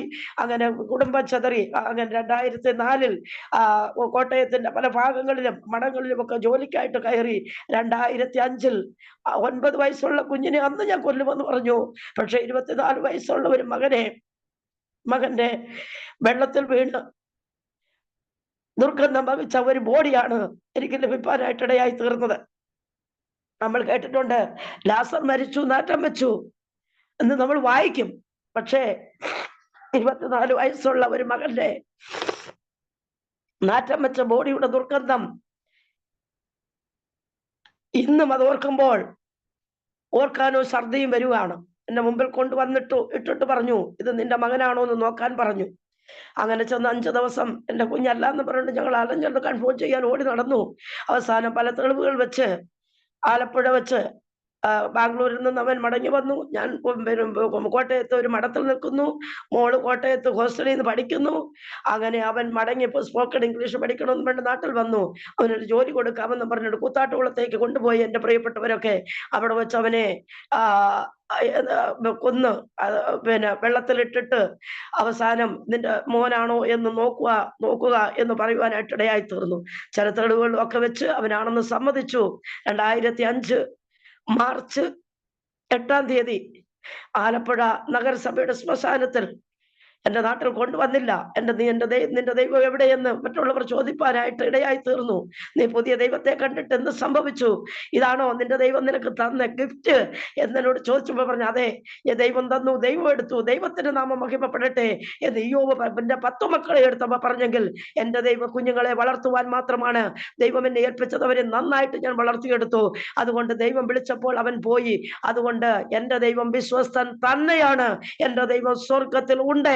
എന്ന് പറയുവാനായിട്ടിടയായി തീർന്നു. പ്രിയപ്പെട്ടവരെ, അന്ന് ഞാൻ വിശ്വാസത്തിലേക്ക് ഇറങ്ങിത്തിരിക്കുമ്പോൾ, കൂട്ടായ്മകളിലേക്ക് കടന്നു പോകുമ്പോൾ, മരണ വീട്ടുകളിലേക്ക് കടന്നു പോകുമ്പോൾ പറയുന്ന, അവരെ ആശ്വസിപ്പിക്കാൻ പറയുന്ന ഒരു വചനമുണ്ട്. യോഹന്നാന്റെ സുവിശേഷം 14-1 മുതൽ 3 വരെയുള്ള വാക്യങ്ങൾ വായിക്കുമ്പോൾ അവിടെ പറയുന്നു, നിങ്ങളുടെ ഹൃദയം കലങ്ങി പോകരുത്, എന്നിലും എന്റെ പിതാവിനും വിശ്വസിപ്പീൻ. ഞാൻ അനേക വാസസ്ഥലങ്ങൾ ഒരുക്കുവാൻ പോകുന്നു. ഞാൻ വാസസ്ഥലം ഒരുക്കിയാൽ ഞാൻ ഇരിക്കുന്നിടത്ത് നിങ്ങളെ ഇരുത്തേണ്ടതിനെ പിന്നെയും ഞാൻ വന്ന് ചേർത്തുകൊള്ളുമെന്നുള്ള വചനം എന്റെ ഹൃദയത്തിൽ നേരത്തെ ദൈവം ഉറപ്പും ധൈര്യം നൽകിയിരുന്നു. അനേക മരണ വീടുകളിൽ പോയി അന്ന് ഞാൻ പ്രസംഗിക്കും, പ്രബോധനങ്ങൾ പറയും. ഞാനും പറഞ്ഞ് അവരെ ആശ്വസിപ്പിച്ച അതേ കാലഘട്ടത്തിൽ തന്നെയാണ് എന്റെ ഭവനത്തിൽ ഈ അവസ്ഥ വന്നത്. അവിടെ എനിക്ക് പിടിച്ചു നിൽക്കേണ്ടത് ആവശ്യമാകുന്നു. ദൈവകൃപയ്ക്ക് വേണ്ടി ഞാൻ പ്രാർത്ഥിച്ചു. ഇവരുടെ മുമ്പിൽ തോറ്റുപോകരുത്, പരിഹാസപ്പെടുവാൻ ഇടയാക്കരുത്, ദൈവനാമം ദുഷിക്കപ്പെടുവാൻ ഇടയാക്കരുത്.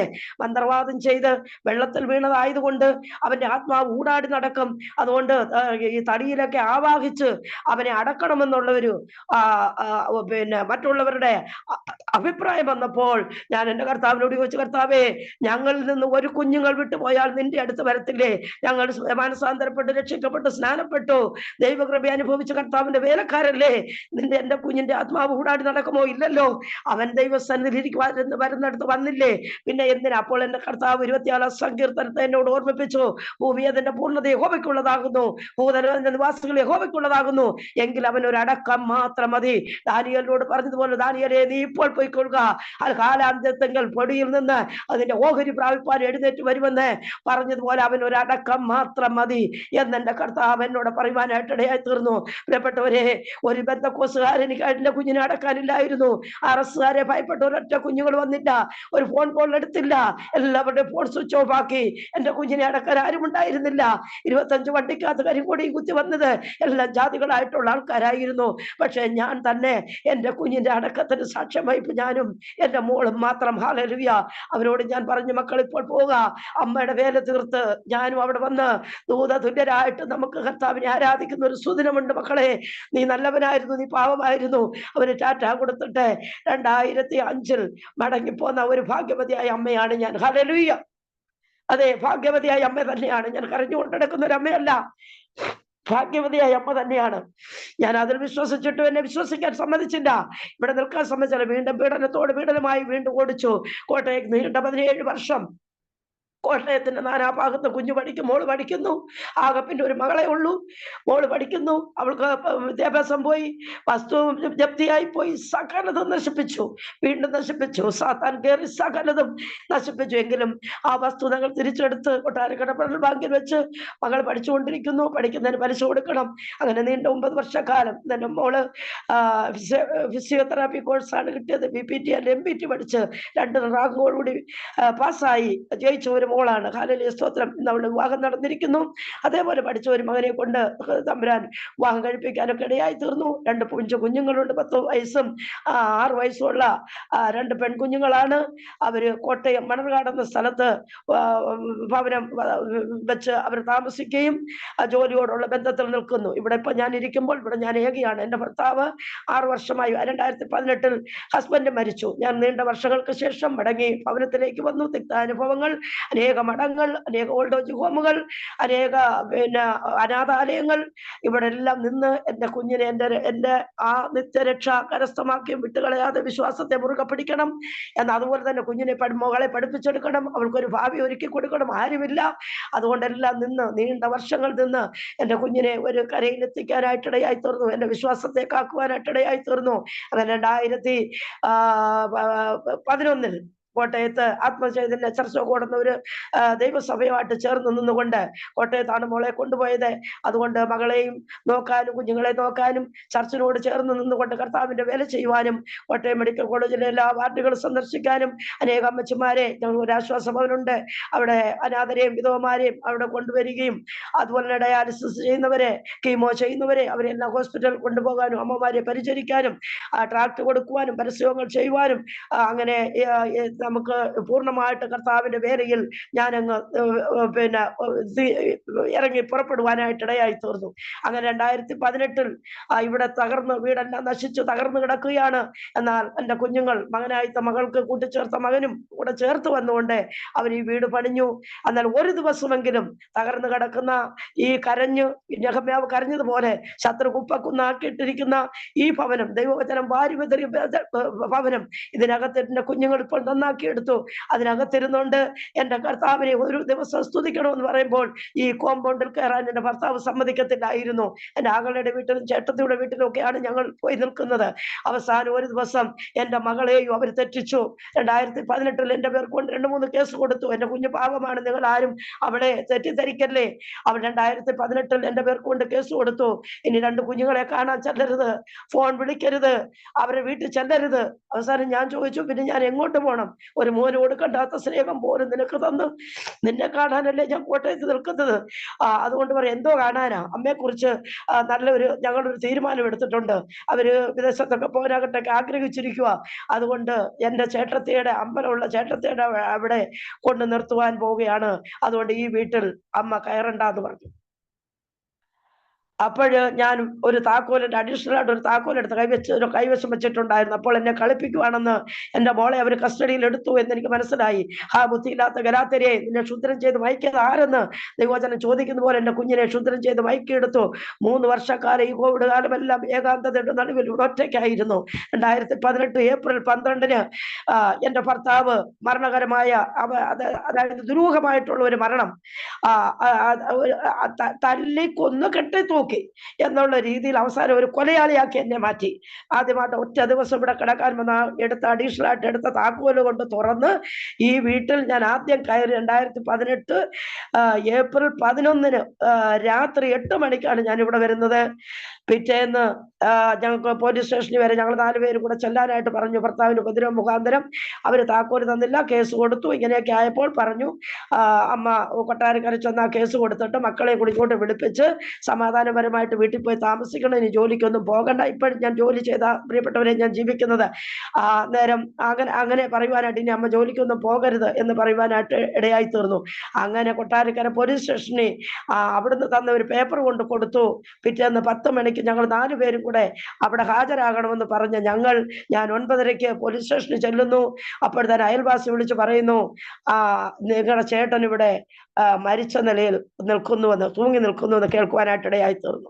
അവസാനം മക്കളൊക്കെ അവര് വഴിയിൽ വന്നുകൊണ്ടിരിക്കുന്ന സമയമാണ്. അവരെ വിളിച്ച് പറഞ്ഞു, നിങ്ങൾ നിങ്ങളുടെ വീട്ടിലോട്ട് പോകൂ, കാര്യങ്ങളെല്ലാം ഇങ്ങനെയാണെന്ന് പറഞ്ഞു. അവസാനം ആ കൊലക്കുറ്റം എൻ്റെ തലയിൽ അടിച്ചേൽക്കാനായിട്ട് ഇടയായി തീർന്നു. കാരണം ഈ ഭവനത്തിൽ വന്ന് ഒരു ദിവസം വേദപുസ്തകം എടുത്തു കഴിഞ്ഞാൽ ഇവിടെ നിന്നുകൊണ്ട് സ്ഥിരമായിട്ട് ഞാൻ കർത്താവിനെ സേവിപ്പാൻ ഇറങ്ങി തിരിക്കുമെന്ന് അറിയാവുന്ന വ്യക്തി ജീവിതങ്ങൾ എന്ത് ചെയ്തു എന്നറിയാമോ? എന്നാൽ അവൾ പത്രോസിനെ കാരാഗ്രഹത്തിലിട്ടതുപോലെ അവൾ കാരാഗ്രഹത്തിൽ കിടക്കട്ടെ എന്ന് പറഞ്ഞ് എൻ്റെ ഭർത്താവിനെ ദുരൂഹമായ സാഹചര്യത്തിൽ മരണപ്പെടുത്തിയിട്ട് ആ മരണം ഞാനാണ്, എൻ്റെ ആ കൊലപാതകം എൻ്റെ തലയിൽ അടിച്ചേൽപ്പിക്കാനായിട്ട് ഇടയായി തീർന്നു. അവസാനം പോലീസുകാരുമായിട്ട് യുദ്ധം ചെയ്തിട്ട് പറഞ്ഞു, കൊലയാളിയാണെങ്കിൽ ഞാൻ നിങ്ങളുടെ മുമ്പിൽ വന്നിരിക്കുക, പിടിച്ചിട്ടു എന്ന് പറഞ്ഞു. അവസാനം ഭ്രാന്തിയാണെന്ന് പറഞ്ഞു, കൊലയാളിയാണെന്ന് വിളിച്ചു. അങ്ങനെ വാഴ്ചകളെ അധികാരങ്ങളെ കാൽവറി ക്രൂശിൽ ആയുധവർഗം വെപ്പിച്ച് പരസ്യക്കോലമാക്കിയ യേശു ക്രിസ്തു അവിടെ എനിക്ക് ജയം തന്നു. അവിടെ ഞാൻ ആ മതിൽ ചാടിക്കടന്നു. ഹല്ലേലൂയ, സ്തോത്രം. അതിനുശേഷം ഒരു നിമിഷം പോലും ഇരിക്കാതെ 2018 ഏപ്രിൽ 12 ഭർത്താവിനെ അടക്കം ചെയ്തത്. ആ നിമിഷം തൊട്ട് എല്ലാവരും ഇറങ്ങിപ്പോയി, ഒറ്റപ്പെട്ടവളായി ഞാൻ ഈ കുടുംബം. പിന്നെ കോവിഡായി. 2019 കർത്താവിന്റെ വേലയ്ക്ക് വേണ്ടി സജീവമായിട്ട് പരസ്യങ്ങളും കൂട്ടായ്മകൾക്കായിട്ട് ഇറങ്ങി 17 വർഷത്തിന് ശേഷം കോട്ടയത്തുനിന്ന് മടങ്ങി വന്നപ്പോൾ എനിക്ക് തന്ന ഗിഫ്റ്റാണിത്. ഹല്ലേലൂയ. പ്രിയപ്പെട്ടവരെ, ഇതൊന്നും കേട്ട് ആരുടെയും വിശ്വാസം ത്യജിച്ചു പോകല്ലേ. ഇന്ന് പ്രിയപ്പെട്ടവർ, ഹല്ലേലൂയ, കർത്താവിന്റെ ദാസി പറഞ്ഞല്ലോ, ഹല്ലേലൂയ, ബീഹാറിൽ ഒരു ഏകമകൻ മരിച്ചു സുവിശേഷത്തിന് വേണ്ടി. കർത്താവ് അന്ത്യകാലത്തിലേക്ക് കടന്നു വരുമ്പോൾ ഹല്ലേലൂയ, മത്തായിയുടെ സുവിശേഷം 24 പറയുന്നു, അവർ നിങ്ങളെ കൊലക്കേൽപ്പിക്കും. ഹല്ലേലൂയ, സ്തോത്രം. തടവറകളിലാക്കും. ആമേൻ. ഇതൊക്കെ സംഭവിക്കും. പക്ഷേ നമ്മുടെ വിശ്വാസം ചതിച്ചു പോകാതെ ഹല്ലേലൂയ, ഇവിടുന്ന് പോയാൽ അവിടെയുണ്ട്. ഹല്ലേലൂയ, സ്തോത്രം. ഉറപ്പാണത്. ആമേൻ, സ്തോത്രം. അതുകൊണ്ടാണ് അപ്പോസ്തലനായ പൗലോസ് പറഞ്ഞത്, ഫിലിപ്പിയർ ലേഖനം 1:21 പറയുന്നു, എനിക്ക് ജീവിക്കുന്നത് ക്രിസ്തുവും മരിക്കുന്നത് ലാഭവുമാണ്. കാരണം എന്തെന്നറിയാമോ?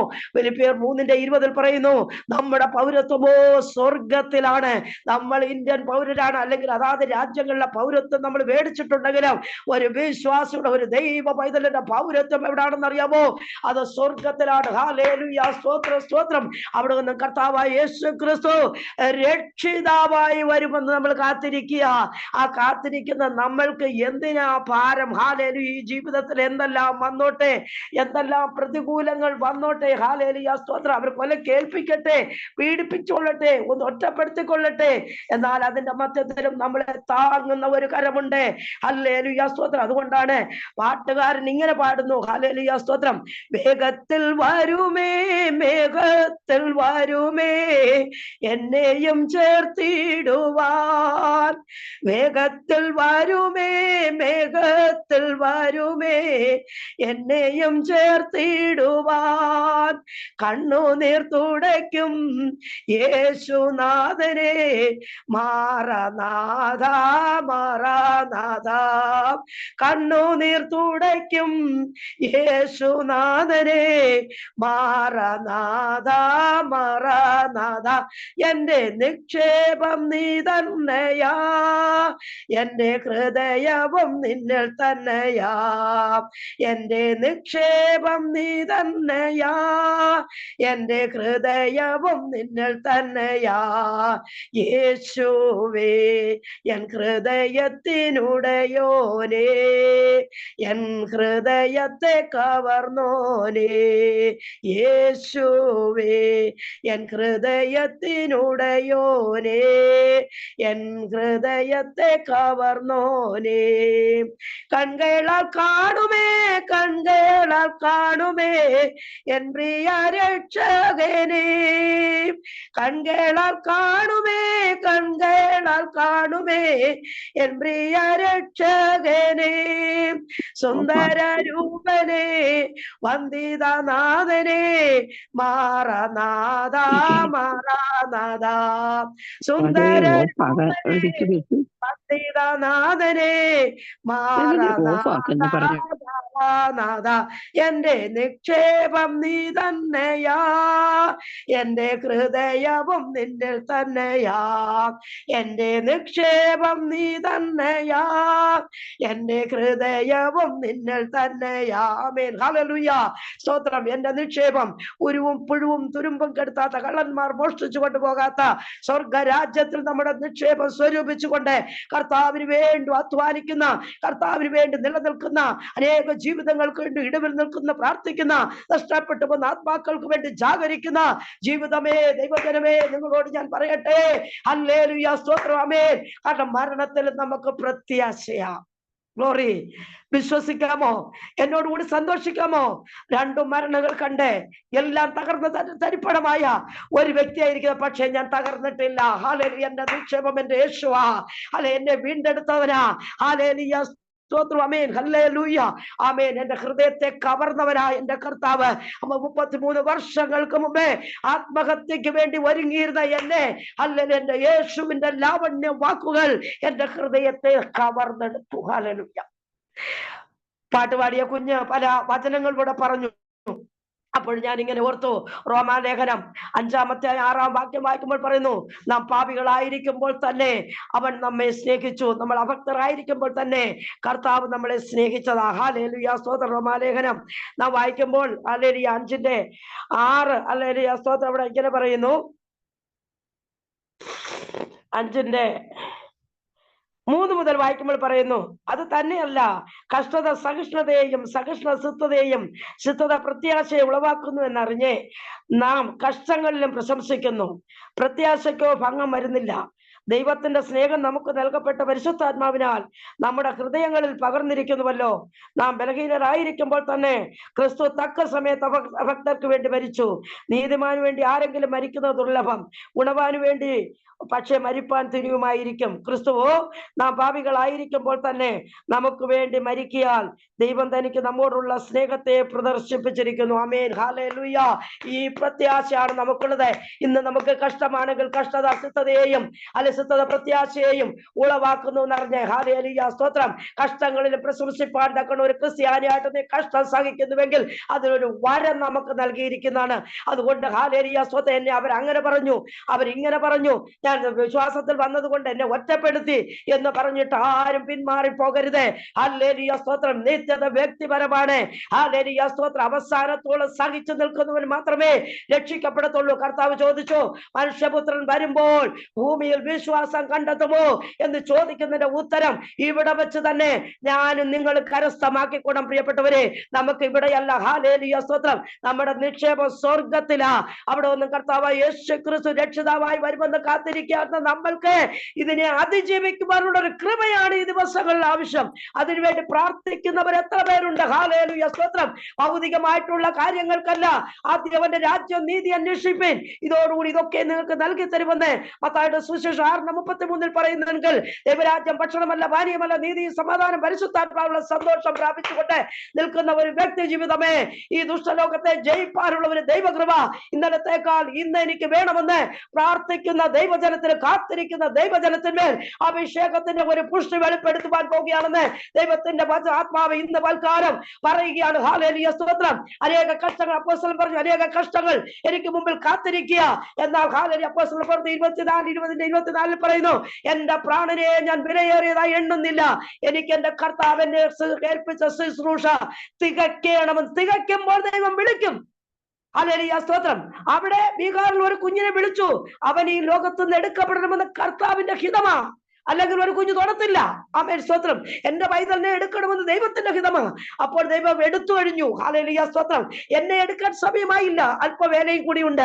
അപ്പോൾ ദൈവം എടുക്കും. ഒരു കൈത്തിരി പോലെ കത്തി എരിഞ്ഞ് ക്രിസ്തുവിന് വേണ്ടി കാൽവറി ക്രൂശിൽ വേണ്ടി നിൽപ്പാൻ. കാരണം എന്തെന്നറിയാമോ? അപ്പം കാൽവറി ക്രൂശിൽ ചൊരിഞ്ഞ് അവിടെ കിടന്ന് നിലവിളിക്കുക, പിതാവേ പിതാവേ നീ എന്നെ കൈവിട്ടതെന്തേ?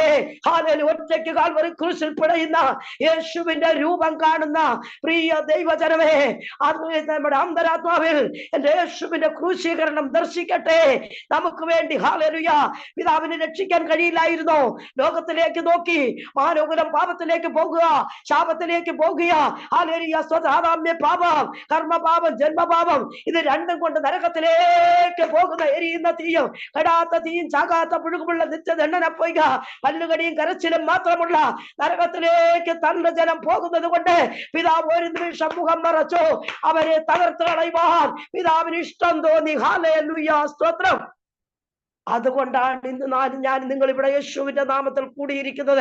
ലോകത്തിന്റെ നാനാഭാഗത്തു നിന്നും വെളിപ്പാട് പുസ്തകത്തിൽ ഹല്ലേലൂയ വെളിപ്പാടിനാൽ പത്മോസ് എന്ന ദ്വീപിൽ വെച്ച് യോഹന്നാൻ കാണുന്ന ഒരു ദർശനമുണ്ട്. വെളിപ്പാട് പുസ്തകം 5-ാമത്തെയായി നാം വായിക്കുമ്പോൾ 6 മുതൽ വായിക്കുമ്പോൾ പറയും, ഇതാ ഒരു കുഞ്ഞാട് അറുക്കപ്പെട്ടതായി ഞാൻ കാണുകയാ. അവന്റെ രക്തം കൊണ്ട് സകല ഭാഷയിൽ നിന്നും വംശത്തിൽ നിന്നും ഗോത്രത്തിൽ നിന്നും ജാതികളിൽ നിന്നുള്ളവരെ വിലയ്ക്ക് വാങ്ങി അവർ ഭൂമിയിൽ വാഴുന്നു എന്നുള്ളൊരു പുതിയ പാട്ട് ഞാൻ കേൾക്കുന്നു. ഹല്ലേലൂയ. ഓ ലോകത്തിന്റെ 5 വൻകരകളിലുമുള്ള സകല ജനവും എന്റെ കർത്താവിനെ ആരാധിച്ചു കൊണ്ടിരിക്കുമ്പോൾ, ഈ സൂംഫാറ്റുമിലായിരിക്കുന്ന പ്രിയപ്പെട്ടവർ ലോകത്തിന്റെ നാനാഭാഗത്തുമായിരിക്കുമ്പോൾ അവന്റെ രക്തം കൊണ്ട് വീണ്ടെടുത്തതാണെന്നുള്ള ഓർമ്മ നമ്മളിലേക്ക് ഭരിക്കുമ്പോൾ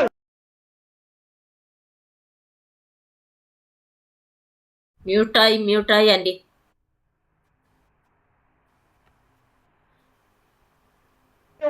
യാചിക്കാമോ? ഏലിയാവ് എടുക്കപ്പെടുന്നതിന് മുമ്പേ ചോദിച്ചു, ഏലിശയോട് ചോദിച്ചു, ഞാൻ എടുക്കപ്പെടുന്നതിന് മുമ്പേ നിനക്ക് എന്ത് വേണമെന്ന് ചോദിച്ചു. അത് ധനം ചോദിച്ചില്ല, അത് വയല് ചോദിച്ചില്ല, ദ്രവ്യം ചോദിച്ചില്ല.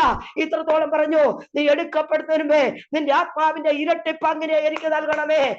അത് ഭാരമുള്ളതാണ്, പക്ഷെ എന്നാലും അത് പ്രാപിക്കണം.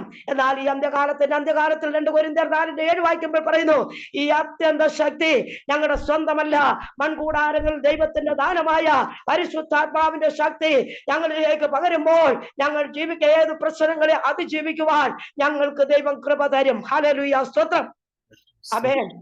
എന്നെ കേൾക്കുന്ന പ്രിയപ്പെട്ടവരെ, ഹല്ലേലൂയ. അതുകൊണ്ടാണ് ഹല്ലേലൂയ എഫെസ്യർ ലേഖനം 6:10 വായിക്കുമ്പോൾ പറയുന്നു, ഒടുവിൽ നമ്മുടെ ബുദ്ധി, നമ്മുടെ ശക്തി, നമ്മുടെ ധനം, നമ്മുടെ രാഷ്ട്രീയം, നമ്മുടെ എല്ലാ സോഴ്സുകളും നമ്മൾ പലതിനും വേണ്ടി നമ്മൾ ചെലവഴിക്കും. ബന്ധിക്കപ്പെട്ടവരായിട്ട് കിടക്കുന്നു, രോഗികളായിട്ട് ഭാരപ്പെട്ട് കിടക്കുന്നു, പിന്നെ ശത്രുവിന്റെ ആരവാരം നിമിത്തം തകർന്നു കിടക്കുന്നു. ഹല്ലേലൂയ സ്തോത്രം. അങ്ങനെ എന്നെ കേൾക്കുന്ന, എന്റെ അനുഭവത്തിലൂടെ കടന്നു പോകുന്ന അനേകം നമ്മുടെ മുമ്പിൽ ഇരിക്കുക. കർത്താവ് എന്നോട് പറഞ്ഞ ഒരു കാര്യമുണ്ട്, കുഞ്ഞെ, നിൽക്കുന്നു എന്ന് തോന്നുവാൻ വീഴാതിരിപ്പാൻ സൂക്ഷിച്ചു കൊള്ളട്ടെ. മനുഷ്യർക്ക് നടപ്പില്ലാത്ത ഒരു പരീക്ഷ നിനക്ക് നേരിട്ടിട്ടില്ല. എന്നെ കേൾക്കുന്ന പ്രിയപ്പെട്ടവരോട് ഞാൻ പറയുക, നിങ്ങൾ ഏത് അവസ്ഥയിലൂടെ കടന്നു പോകുന്നുവോ ആ അവസ്ഥയോട് പറയാം, മനുഷ്യർക്ക് നടപ്പില്ലാത്ത ഒരു പരീക്ഷയും നിങ്ങൾക്ക് നേരിട്ടിട്ടില്ല. ദൈവം വിശ്വസ്തനാണ്. പരീക്ഷയോടൊപ്പം പോക്ക് വഴി ഓതി തന്നെ നിങ്ങളെ നിലനിർത്തുന്ന ഒരു കർത്താവുണ്ട്. ആ കർത്താവിന്റെ സാന്നിധ്യത്തിനും സാമീപ്യത്തിനും വേണ്ടി ഇന്നലത്തെക്കാൾ ഇന്ന് നമ്മൾ വാഞ്ചിക്കുന്നു എന്നുണ്ടെങ്കിൽ കർത്താവ് നമ്മളെ നിലനിർത്താൻ ശക്തനാണ്. അവിടെ പറയുന്നു, എഫെസ്യർ 6:10 പറഞ്ഞു, ഒടുവിൽ കർത്താവിലും അവന്റെ അമിതബലത്തിലും ശക്തിപ്പെട്ടോണം. ഹല്ലേലൂയ. വചനം കേൾക്കുന്ന, സാക്ഷ്യം കേൾക്കുന്ന പ്രിയപ്പെട്ടവരെ, ഇന്ന് പറയുക, പുതുശക്തി പുതുബലം ധരിച്ചുകൊണ്ട് യഹോവയെ കാത്തിരിക്കുന്നവർ ശക്തിയെ പുതുക്കും. കഴുകന്മാരെ പോലെ ചിറകടിച്ച് പറന്നുയരുവാൻ തക്കവണ്ണം ഹല്ലേലൂയ കൂട്ടായ്മകള്, ഹല്ലേലൂയ നമ്മുടെ ആരാധനകള്, നമ്മുടെ രഹസ്യ പ്രാർത്ഥന, പരസ്യ പ്രാർത്ഥന എല്ലാം ഈ ദിവസങ്ങൾ കാത്തിരുന്ന് ശക്തി പ്രാപിക്കുന്നതായി തീരണം. ഹല്ലേലൂയ, സ്തോത്രം. ശത്രുവിന്റെ തീയമ്പുകളെ മൊത്തം കെടുത്തുവാൻ തക്കമുള്ള വിശ്വാസം എന്ന പരിചയം എന്തിക്കൊണ്ട് കർത്താവിന്റെ സർവായുധ വർഗം എടുത്തുകൊണ്ട് ഈ ദിവസങ്ങൾ ഒരു പടയാളിയെ പോലെ, ഒരു പോരാളിയെ പോലെ നിൽക്കുമെങ്കിൽ ഒരു ശക്തിക്ക് നമ്മളോട് അടുക്കോട്ട് കരുത്തില്ല. തേനീച്ച പോലെ നിനക്കെതിരെ ഹല്ലേലൂയ, സ്തോത്രം, അവർ ചുറ്റും കൂടുമ്പോൾ മുൾത്തി പോലെ കെടുത്തി കളയുന്ന ദൈവ സാന്നിധ്യം ഇറങ്ങിയ യഹോവയുടെ നാമത്തിൽ ഞാൻ അവരെ ഛേദിച്ചു കളയും. യെസ്, ഒരു ശക്തി, പാമ്പിനെ, തേളിനെ, ശത്രുവിന്റെ മുഴുവനത്തെ ചവിട്ടുവാൻ അധികാരത്തിന്റെ ശക്തി ദൈവം നമ്മളിലേക്ക് ഇന്ന് പകൽക്കാലം കൈമാറുകയാണ്. നിന്റെ ശത്രുവിന്റെ പാദപീഠമാക്കുവാനുള്ള അധികാരത്തിന്റെ ശക്തി കൈമാറുകയാണ്. ആമേൻ, സ്തോത്രം. എന്റെ ദൈവത്താൽ ഞാൻ മതിൽ ചാടിക്കടക്കും, എന്റെ ദൈവത്താൽ ഞാൻ വീര്യം പ്രവർത്തിക്കും എന്ന് പറയുവാൻ തക്കവണ്ണുള്ള അഭിഷേകത്തിന്റെ ശക്തി, ദൈവം പുതിയ കൃപ ഈ ദിവസങ്ങൾ പ്രാപിച്ചെടുക്കണം ദൈവത്തിന്റെ ആലോചന പറയുന്നു. യൂദായുടെ ലേഖനം നാം വായിക്കുമ്പോൾ അതിന്റെ 3-ാം വാക്യത്തിൽ പറയുന്നു, ഒരിക്കലായി തന്നെ വിശുദ്ധന്മാർക്കായി ഫലമേൽപ്പിച്ചിരിക്കുന്ന സത്യവിശ്വാസത്തിന് വേണ്ടി പോരാടേണ്ടവരാണ് നമ്മൾ. കാരണം പോരാട്ടത്തിന് നമ്മുടെ കരകളെയും യുദ്ധത്തിനായി വിരലുകളെയും അഭ്യസിപ്പിച്ചുകൊണ്ട് മുന്നേറുവാൻ സർവകൃപാലുവായ ദൈവം നമ്മെ ഓരോരുത്തരെയും ശക്തിപ്പെടുത്തട്ടെ, ബലപ്പെടുത്തട്ടെ. അങ്ങനെയാണെങ്കിൽ ഹല്ലേലൂയ. 2 കൊരിന്ത്യർ 2-ാം അധ്യായം 15-ാം വാക്യം വായിക്കുമ്പോഴോട് പറയുന്നു, ജീവിക്കുന്നവരുടെ നശിക്കുന്നവരുടെ നടുവിലാണ് ഞാൻ നിങ്ങൾ ജീവിക്കുന്നത്. അവിടെ കർത്താവിന്റെ സൗരഭ്യവാസനയായി നിൽപ്പാൻ ദൈവം കൃപ തരും. അവിടെ ജയോത്സവമായി എല്ലായിടത്തും ജയോത്സവമായി നമ്മളെ വഴി നടത്തും ദൈവം. അത് മാത്രമല്ല, കർത്താവിന് ഓരോ പത്രങ്ങളായി ദൈവം നമ്മളെ ഉപയോഗിക്കാനായിട്ടിടയായി തീരും. എന്റെ വാക്കുകൾ, എന്റെ സമയം കഴിഞ്ഞല്ലോ. എന്റെ വാക്കുകളെ ഞാൻ ഇവിടെ ഉപസംഹരിക്കുകയാണ്. ഇത്രത്തോളം സമയം ഒരു സാക്ഷ്യത്തിനും വചനത്തിനുമായി എന്നെ ക്ഷണിച്ച ഹല്ലേലൂയ, സ്തോത്രം. ഒരു പക്ഷേ നിങ്ങൾ ദൂതുകളും ആലോചനകളും കേൾക്കുവാനായിരിക്കാം നിങ്ങൾ ആഗ്രഹിച്ചത്. ഈ പറഞ്ഞ വചനത്തിൽ നിന്ന് സകല ദൂതുകളുമുണ്ട്, ആലോചനകളുമുണ്ട്. നല്ല ആലോചനക്കാരൻ നമ്മുടെ യേശു തമ്പുരാനാണ്. ആലോചന വലിയവരും പ്രവൃത്തിയിൽ ശക്തിമാനുമാണ്. അവൻ സകല ജഡത്തിന്റെ ദൈവമായ യഹോവയ. അവന് കഴിയാത്ത ഒരു കാര്യവുമില്ല കേട്ടോ. നിങ്ങളുടെ ഏത് വിഷയത്തിനും പരിഹാരം തരുവാൻ നമ്മുടെ നല്ല പ്രവാചകൻ യേശു ക്രിസ്തുവാ. അതിന് നല്ല പ്രവചനം യേശുവാണ്, വചനമാണ്. നിങ്ങൾ എന്നിലും എന്റെ വചനം നിങ്ങളിൽ വസിക്കുമെങ്കിൽ നിങ്ങൾ ഇച്ഛിക്കുന്നതൊക്കെയും ദൈവം സാധിപ്പിക്കുന്ന ഒരു ദൈവമുണ്ട്. ഏതവസ്ഥകളിലൂടെ കടന്നുപോയാലും സർവശക്തനായ ദൈവം ഇറങ്ങി പ്രവർത്തിക്കും. തകർക്കുന്നവൻ നമുക്ക് മുമ്പേ പുറപ്പെടും. അല്ല, യുദ്ധവീരനായ യഹോവ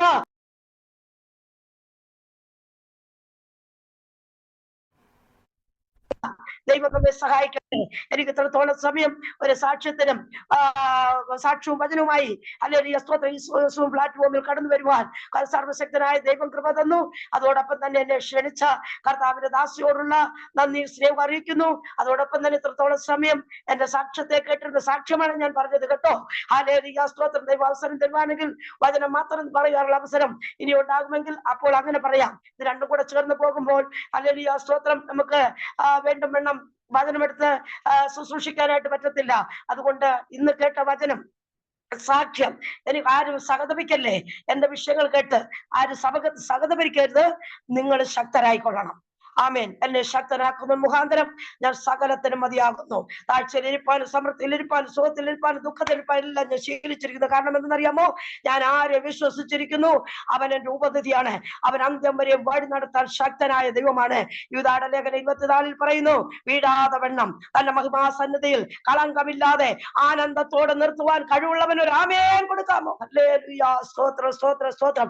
ഈ വചനങ്ങളാൽ എവരെയും ദൈവം സഹായിക്കട്ടെ എന്ന് പറഞ്ഞുകൊണ്ട് ഞാൻ വാക്കിൽ നിന്ന് വിരമിക്കുന്നു.